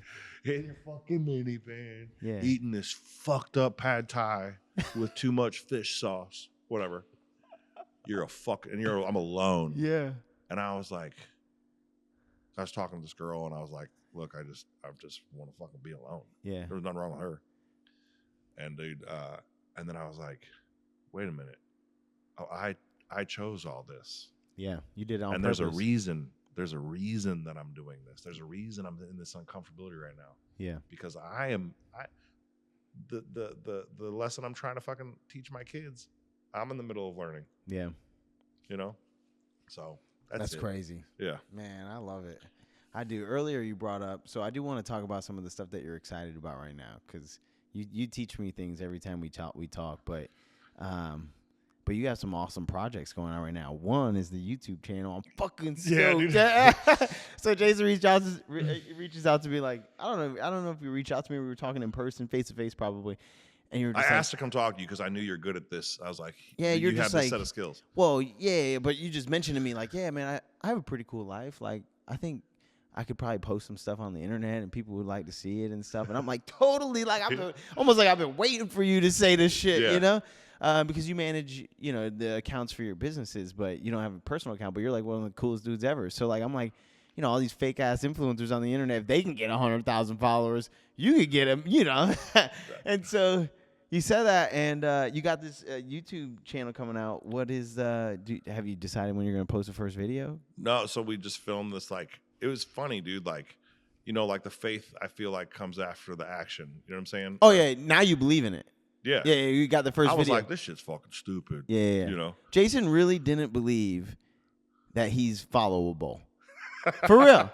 No. With this, guys, you understand this. He came to me, and I had to, it took every ounce of energy in my being to not be like, are you fucking kidding me right now? Because Jason would look at me with a straight face and be like, man, I think I might be able to, like, I think my life's pretty cool, right? It's pretty cool, right? Like almost like he was looking for me to give him permission to go. And I'm like, dude, if you created a channel right now, I would follow it. And I don't follow anybody. I don't fucking watch anybody's shit. I would watch your shit. Well, thank you. I would watch it. It's like, it's a no-brainer. But you recorded your first episode. Yeah. So I end up seeing, I've been going to this dude's gym locally, who's like got YouTube shit, and I see him doing cool stuff. Yeah. And he's cool. He's awesome. Cool dude. And I've been like, yo, I was like, I've had him on the show. You see somebody do some stuff, and you're like, that. You see somebody do something. I'm trying to show my fucking kids what's possible. Well, it humanizes it, dude. Sometimes when you see it objectively, you're like, wow, man, that person has this extraordinary gift. But when you see a person that do it, like me, like when I see you pull up in your Ferrari, I'm like, man, I can get a fucking Ferrari. This is a regular ass dude. That's just a fucking dude. Yes. So this dude, like, I'm like Mr. Beast or whatever. My kids watch that stuff, and I was like, dude, fucking, by the way, dude, Mr. Beast. I was with these people from Nestle the other day. Yeah, not from Nestle, from Hershey, and Mr. Beast, he has a chocolate bar. Mm-hmm. They just passed Jelly Belly. They sell more candy than fucking Jelly Belly. Jelly Belly. You know how much candy that is? What the fuck? And he's got a YouTube channel. Got a fucking YouTube channel. Anyways, dude. So I was like, man, that's fucking crazy. These motherfuckers, whatever. But anyways, dude, I started hanging out with this dude, Matt, and I was like, oh, you know what, man? I think I could do that. I think I could do that. And then so I was like, I asked you because I know I'm like, I don't know, I felt safe like asking you about it. Yeah. Whatever. And you're like easy to talk to. Yeah. And like accepting and encouraging. I appreciate that. Yeah. Thank you. And so I was like, man, I'll talk to Mark about that and he'll shoot me straight, Also, I mean, I did used to do that professionally. So right. Like, no, and I was like, I know, like, you're that fucking dude. Yeah. So you'll tell me, is it worth it? Is it worth it? Yes or no? Mm-hmm. Or could I do it? Yeah. And anyways, dude, and how to do it. And so he told me, we recorded the first thing the other day. And after I did it, I was like, so, dude, this dude came to my place, Tom English, he's badass. And he, I wake up, I do like this routine with, myself and my kids every morning when I wake up. And I was like, I think that this, like, the father that I am, I think people could benefit from seeing, like, yes, who I am and what I do. I think so too. Right. And then I got into like whatever, some business stuff. And then I went to this building that we were buying. And then I Ferrari store calling me. No. You're skipping some details. So you wake up, you get checks his email, opportunity, request to come, request. Then then you go, yeah. Yeah. Check. So, dude, I It was was like, pretty cool. I'm like, hey, man, maybe you'll just have to fucking look at it. You know what I'm saying? Yeah. Dude. So, but I ended up like, so that, You had a dope ass morning. I had to, dude. So this dude followed me from 7 to 11, and then I had to afterwards do a wrap up. So today, and I'm like saying this to the camera, and I'm saying like, today, so we did this and this and this and this. It's 11 o'clock in the morning, and when I said it, I was like, man, I did all that, and it's 11. This dude followed me for 3.5 hours. It's still 11 a.m. and it's 11. And dude, after that happened, like I ended up getting a call from this dude, from Germany about this car that I'm gonna get. That's like this crazy opportunity. Yeah. And then this dude told me, I like art, watches, cars, real estate. Those outside of my business, those are the things that I check before I go to bed. I try to like understand these markets. Yeah. And when I see opportunities, then I'm able to like quickly be like, go. That's a good opportunity. Right. Yeah. So, and I think that if people should be doing that, whatever it is, I don't You care. have to teach me how to do that. Yeah. Dude, I just watch something. I mean, I don't care if it's flowers or, whatever the industry is. Whatever the thing is, pay attention to an industry. Right. And so, this dude is funny. One of the things is art. This dude, called me and, needed some money. And I'm like, I'll speak about it very generally. This dude's got a kid. I love him like my son, right? And he's been trying to like get something going for a minute. And I was like, knowing, like, man, Christmas is right here. Like, the dude might need some bread, I'm like, hey, dude, you want to come paint my vestibule in this building? And he's like, yeah, I'm on my way. And so he's on his way. And he's like, hey, man, on the way here, like I saw they were like clearing out this storage container or like a, storage unit. And I saw this painting that I thought you might like. And so do you want it? And I was like, let me take a look, dude. I'm like, what do you get for this? He's like, I have $50. I saw this painting and this coffee table. I knew I could sell the coffee table. He pays attention to furniture, right? And he's like, I just thought you might like this painting. So I bought the coffee table and the painting for $5. I asked these people if they wanted it for $5. And I was like, and so he sold the coffee table immediately for a bill 50, right? So he made now he has $195 in his pocket, Anyways, I love him. I look at the painting, I'm like, dog, this is an artist named Pat Steer, right? You can fucking Google this shit right now. Pat Steer made a series of these paintings called Berlin Waterfall. One of these paintings just sold at Christie's for $500,000. Okay? Yeah. I have to say to myself, somebody said to me maybe a year ago, they're like, of course that happened to you. Yeah. Of course. I fucking hate like it's luck. I hate And then I just look back at that. I'm like, no, of course it fucking happened to me. Yeah. Because you don't see all this stuff that led up to that opportunity. You don't know what I did. Exactly. You don't know what the fuck it was. You know why he was on his way to my house? Because I wanted to give this. Because I was trying to hook him up. Yeah. Right. Yeah. And dude, so what I did, I told the dude, I was like, look, there's prints, there's fakes, and there's paintings. I was like, I think this is a painting. You really do? Yeah.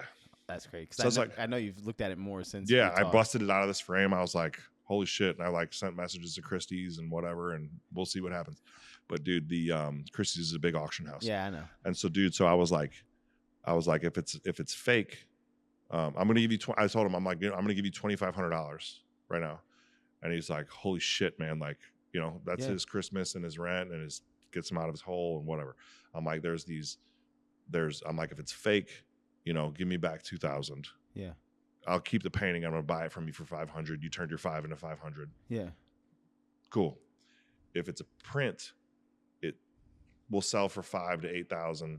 An auction house, if I sell that, they're keeping half of that money, so we're good. I'm like, if this is a painting and I think it might be, I'll go through like getting it vetted and all this stuff, and I'll take all the costs with that. And I was like, and let me double my money on it. Like Yeah. like we sell it, like give me 5 back, And right? and you can keep the rest. And you keep that fucking yeah. that bread. And he was like, how about if it's more than 10, you keep 25% of the sale? Yeah. I'm like, yeah, that seems fair. Yeah, I'll do it. Yeah. Cool, whatever, Yeah, right? Yeah. And I was like, that was 4:00. You know what I mean? And I was like, after talking All to in you, one and I day. text you, and I was like, dude, I just did my show, and and I was like, holy fuck, man, all that happened in a day. In one day. And but dude, I am not being fucking fake humble, whatever. Yeah. I'm like, no one thinks this is cool. No one's gonna when watch my I shit. had to say to the camera, this is what I did, I'm like, oh my God, this is fucking cool. Yeah. How lucky am I? Yeah. How fortunate am I? There's so much power in speaking things. Like when you just say it, that's when it lands on you. Because you can, negative and positive. Because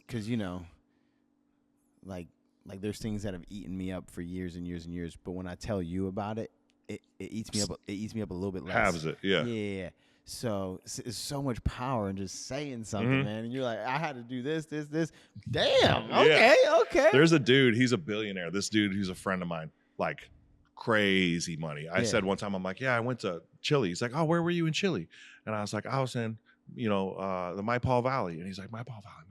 He goes, I think I had a gold mine there, is what he said. I think I had a gold mine there. What? Yeah, I had a gold mine. I'm like, that's the level. You know what I'm saying? That's the level of money this dude has. Yeah. I'm like, hey man, will you come? I taught at SLU entrepreneurship. No, you didn't. Yeah. And For how long? A couple years. I got asked to do it, and I was like, yeah, I got time, I'll do it. They gave me, it was $2,500 I made a year, and I was like, I fucking loved it. I love like downloading onto these kids, like, fucking do it. Like, like no bullshit from a fucking textbook. We're not testing anything. I'm like, go sell something this week. Yeah. Buy something for $2 and sell it for $4. Come back and tell me how that went. And they're like, I couldn't fucking do it, or whatever. Kids like, these days. no. Like, Yeah. and some of the like, but they learned in By doing. I get what you're saying. I get what So you're it was saying. fucking tight. Anyways, he came and talked to those kids, right? And this dude, like, I don't get all into the stuff, but like a crazy amount of like earth changing things that the dude's participated in. Got it. He said like they're He's a local guy? He's Canadian, Got but he has a home here. Got it. And he said, he was like, I'm going to give you guys the blueprint of how I do these things. And here, now you can do it too. Right. Mm-hmm.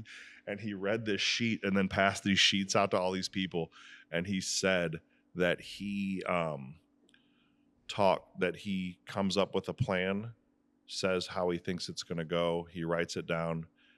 I put one hand behind my ear and it says instructions, and one hand on the side of my face. I am going to sell 400 tankers of oil that I purchased from whatever. And I was like, what the fuck? This motherfucker's a Martian. You know what I'm saying? Yeah. But like one of the most powerful CEOs in the world. Yeah. And now I know why he does that. Why? He says these things out loud. Just power. Just to fucking put it out. 100%.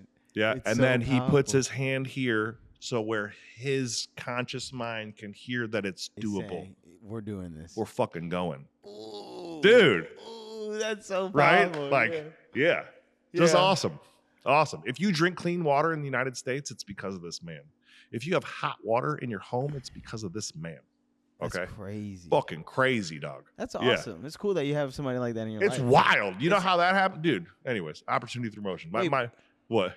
Well, one, do your thing. What's the tag of your YouTube channel? Did you guys create it yet? Nothing yet. I don't know what I'm doing. Man. I don't know what I'm doing. I told you, make sure it's the same name on all platforms. Yeah. I just haven't. Okay. Help me do that. I don't know. Like, you got to just figure out how you want to brand yourself.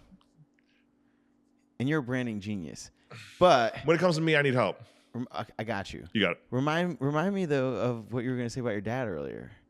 Oh, dude, you want to hear something wild? Yeah. So, some like very strained relationship. I'm not going to get into the particulars Yeah. of this thing, dude, but like imagine some real bad things and make it worse. Yeah. Okay. Make it worse. Dude. So, and then something like, I don't want to, whatever. What happened isn't important. I would think like when he, like that UFC fighter saying like, are you proud of me now? Yeah. You know, when he said, I was like, oh my God, dude, like, Feel that. man, I feel that. Yeah. You know? And I ended up going to therapy, and this dude, like the same guy that told me I accept that. Yeah. He's talking about, he's like, we need to talk about forgiveness.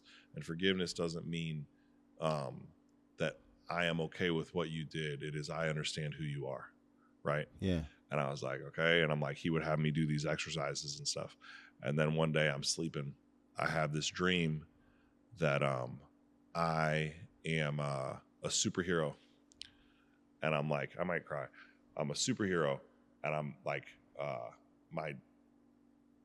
my dad was fighting all these people, right? And then it's weird, whatever. Yeah.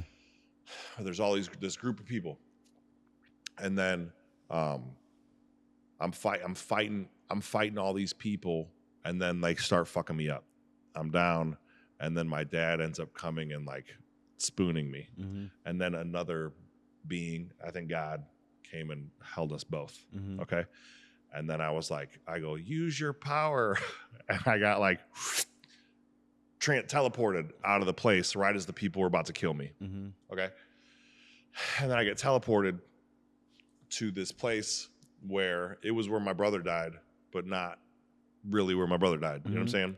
And we were on this like lookout, like we had this like vantage point, like it would be a good place to fight from. And I'm like, Dad, we like they're still coming for us. We need to get ready. Like, do you have a gun? And he goes, he's like, I don't trust you. You can't have a gun. And I looked at him. I said, Dad, I'm not who you think I am. I'm a good man. And then this like thing, I gotta back up. I get teleported out of the place. I go to where my brother died.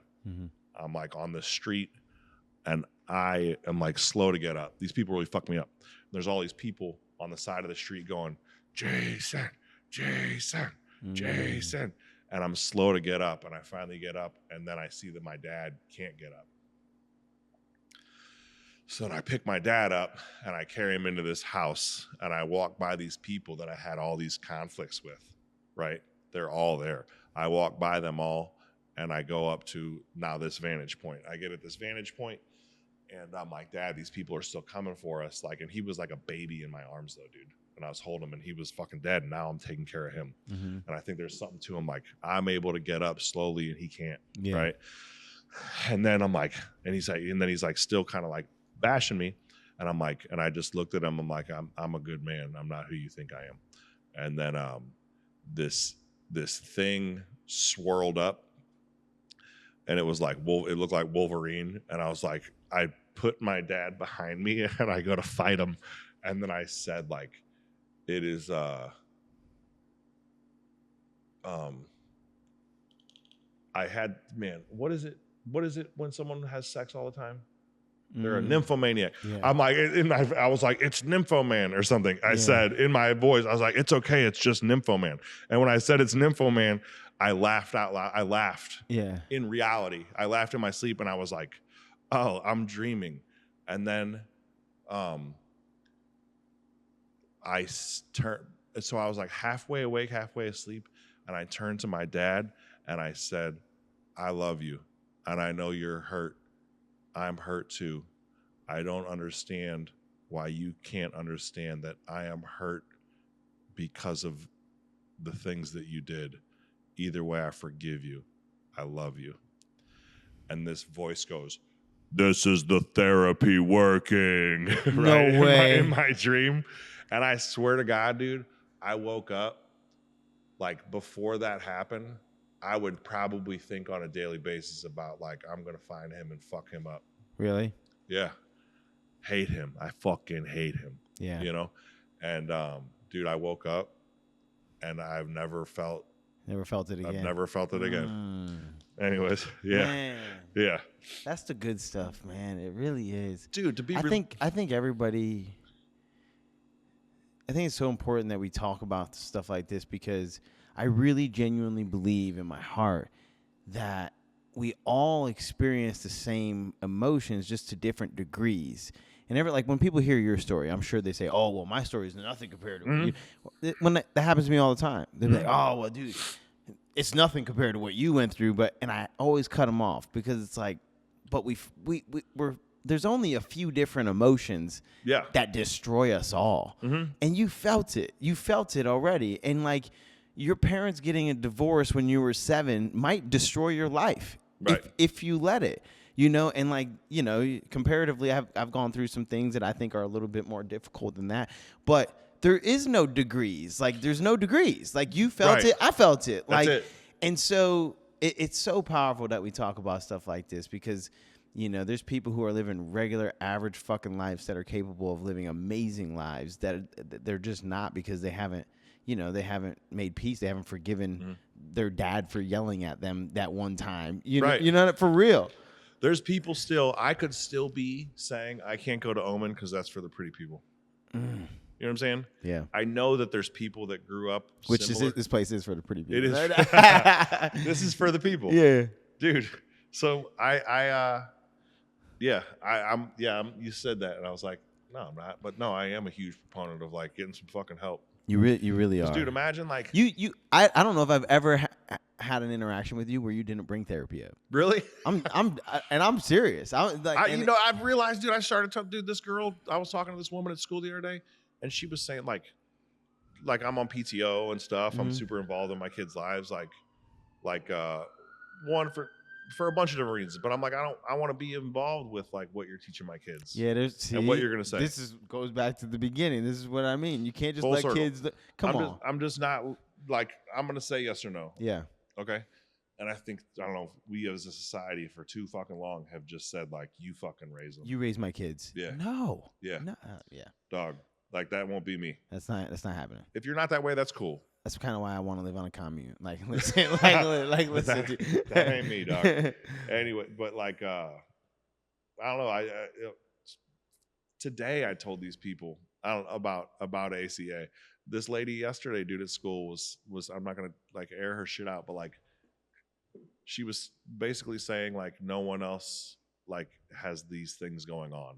Yeah. And I'm like, I currently do. Yeah, you're wrong. And she's like, seriously? I'm like, I get it. I get it. Yeah. While I'm not going to get into this situation, but like, yes, me right now. And dude, you could just see, I could see this girl's affect completely change. I end up giving her a hug. I don't like want anything from this woman. Yeah. Like I am not alone. Yeah. Yeah, dude, that's powerful. It really is. So the last thing, dude, I don't know, but I think one of your main focuses in business right now is what, Up Late? Up Late's smashing. Yeah. So I do a few different things. I've been doing like. But isn't that the thing that you're building the most right now? We have an advertising agency. Mm-hmm. Oh, right, yeah, that we started doing a bunch of work for people. So like for a long time, we're starting to get around to because the guys brought it up after men's group. Really? Yeah. So people like for a long time, people would say, this comes back to my kids. People would be like, "Man, you're so good at this. Like, could you help me out?" No, I'm not that good. No, I'm just gonna stay over here and fucking do my fucking weird commercials. Yeah. And then like I started getting asked, and I was like, fuck, why am I depriving my kids of the opportunity to see me build something? Yeah. So I started saying yes. So that's going. It's called I Don't Know, Really? I was like, I don't know. Oh, the agency is called I Don't Know. And the IDK, it really says it's IDK, but it means I don't know. Because I don't fucking know. Yeah. I don't know if you got figured out. I don't fucking got figured out. I'm like, maybe this will work. Up Late is that's a cool thing, man. That like 10 months ago, we started out with some people saying like, fuck you. Really? Because we're like some white dudes making tacos and shit. Yeah. Whatever. And I was like, okay, watch this. Yeah. I need some of that still. I need a motherfucker. I fucking love it, dude. Yeah, I need somebody to tell you. I need a motherfucker telling me I can't, dude. Watch this, bitch. because there's still, I'm a sensitive man, Yeah. right? I feel like a bitch saying that still right now as I say it, but I still am like, there's still that fucking kid in me fucking throwing people out of the crack house, fucking people up. There's a part of me that needs that. You can't. We are like well beyond 400% higher than I wanted us to be at 5 years, sales wise. Yeah. We're smashing. Yeah. We're making too much money. Yeah. Where we're trying to figure out what to do with it for taxes. Yeah. Right. That's another thing. Fuck, taxes are fucking stupid. Yeah, they are. I'll vote for any motherfucker that says they're going to be a flat tax rate. Flat tax, 10%. Use across tax. the board. Fucking even a tax. Don't tax my fucking money. Tax on what I consume. Yeah. Right, is what I think is probably a better thing. Anyways, but dude, sidebar, dude, I could go off on that. That's what Vivek Ramaswamy's talking about. 12% flat tax. Yeah. Immediately laying off 75% of the federal government. This is what he's running on. Okay. Immediately laying off 75% of the federal government because he's saying we just have too many employees. We have I forget the number, but 30,000 employees for the federal government. It would way more than that. And he's like, well, I'm just pulling numbers. Yeah. But he's saying very similar to how, I don't want to bring up the other guy, but there was the CEO that recently bought a company that went in, laid off 75% of the people, and the company still runs just as good, if not better. He's like, the federal government would be the same thing. Oh, the motherfucker got elected in Argentina. So, no, he was talking about Elon Musk. I know.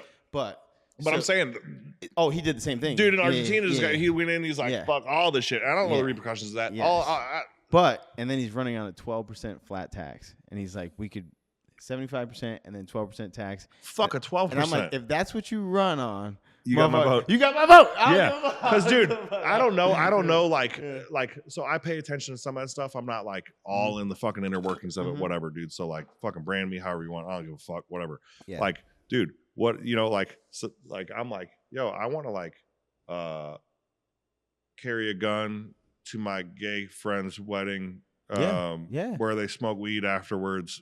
You know what I'm saying? Like, and everybody has, and they have a beautiful wedding because they can afford it. Period. Yeah. I don't give a fuck about any of these social issues. Yeah. Fuck off. I don't fucking care. Me neither. I love you. Yeah. I don't care how you identify, who you are, what you look like, who you pray to. I don't care. Yeah. We have so much more in common than these little fucking stupid things. I know. You know what I'm saying? That like people make their identity. I know. You know what I'm saying? Anyways, dude, but 12%, man, I'm on a fucking tear now.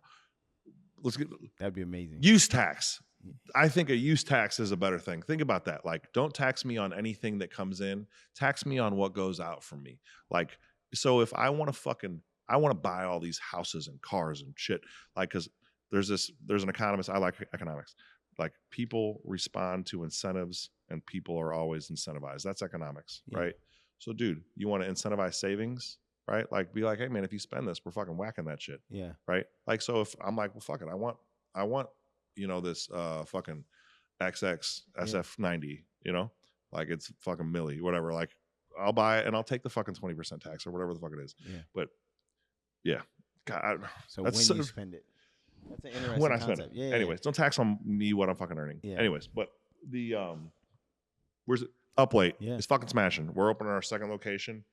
It'll be open by February in the Loop on the corner of Del Mar and Skinker. Funny thing about that, it'll open 20 years to the day that I started selling hot dogs on that fucking corner. On dude. the same corner. On that same fucking corner. I know, that's why I brought it up. That's yeah, dude. Crazy. Dude, and it's crazy. I was like, I think about that because I still think about this. I was at a bar the other day. We had an event going on, and I'm like, there's still like this part of me. And I'm like, man, I need to be out, like, chopping it up and being fucking cool and whatever, And I was there, and I was like, oh, this ain't fucking cool. What, at a bar?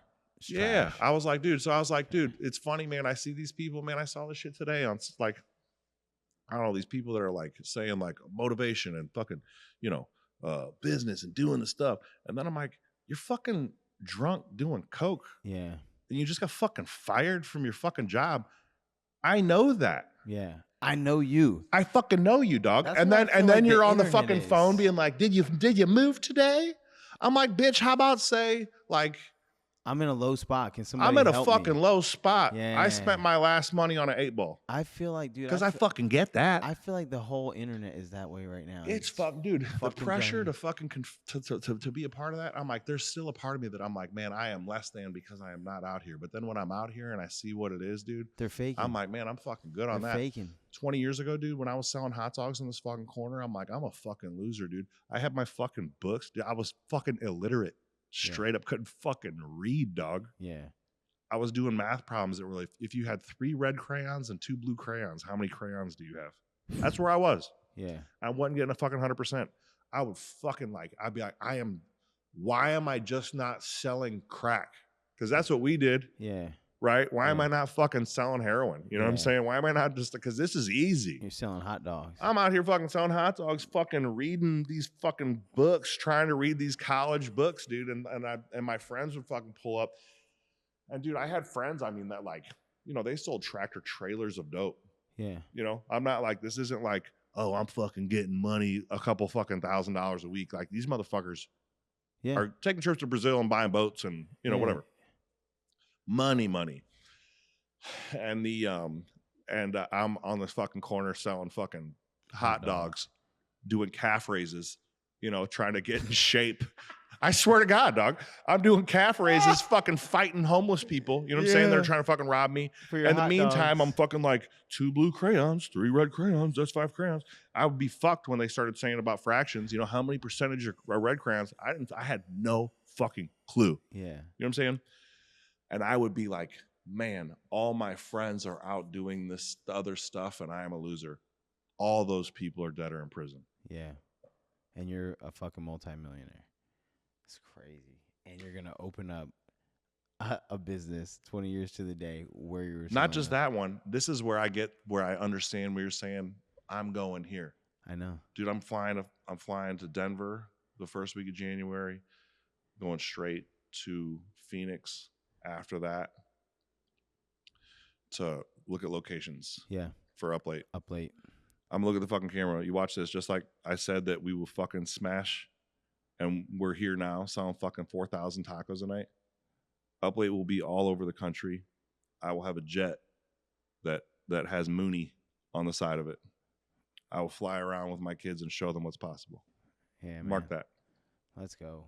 Dude, I really appreciate you coming out tonight. I really do, man. You're like one of my favorite people. I love you, dude. I think it's awesome that, I mean, I was thinking about this the other day. I don't know what it is that has, when I ran into you at the gym, I'm like, man, I just feel like I'm seeing them more frequently. Like I pay attention to stuff like that. Like I'm kind of spiritual in that way. Mm-hmm.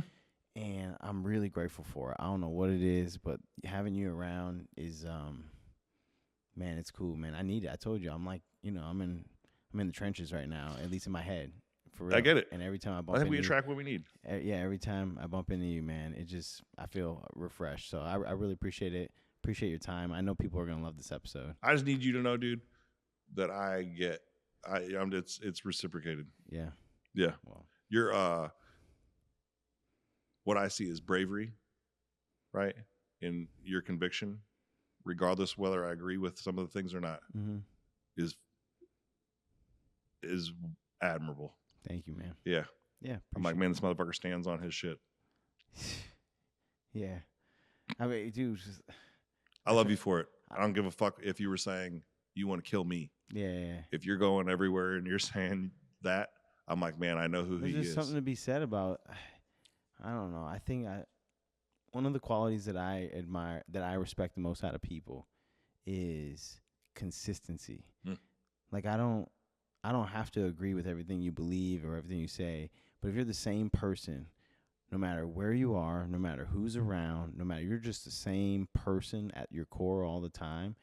That's what I admire about people, because I learned this in prison. But I was just gonna say, dog, that's from prison. I used to read in prison a lot, and I'd keep my dictionary next to me because I didn't know all the words, and I'm reading next level shit. And so anytime there would be a word that would come, I would literally stop reading, pull out my dictionary, open it, find it. You know, most people these days can't even find a word in that motherfucker.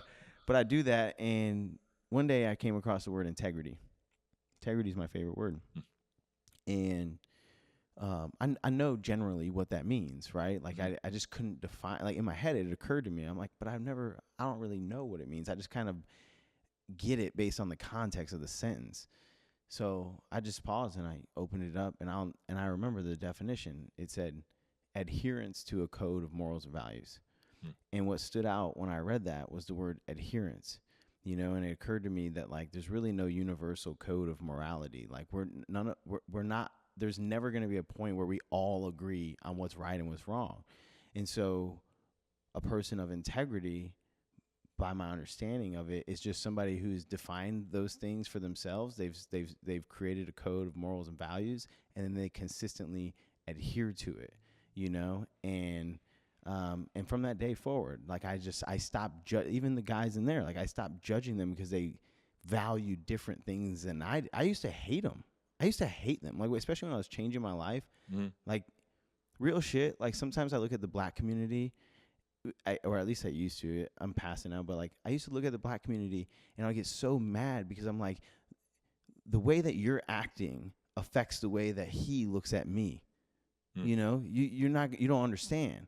You're acting ignorant, or you're all this gun violence, or you're robbing this, whatever they would do. Like I was in prison. I was surrounded by guys that valued different things than I did at the time, and they would act. The way I would characterize it back then was ignorantly. Man, you're just acting like such an asshole. Like if you just get it together, show up, treat yourself with some respect, whatever. And that narrative stopped that day because I was just like, man, they just value.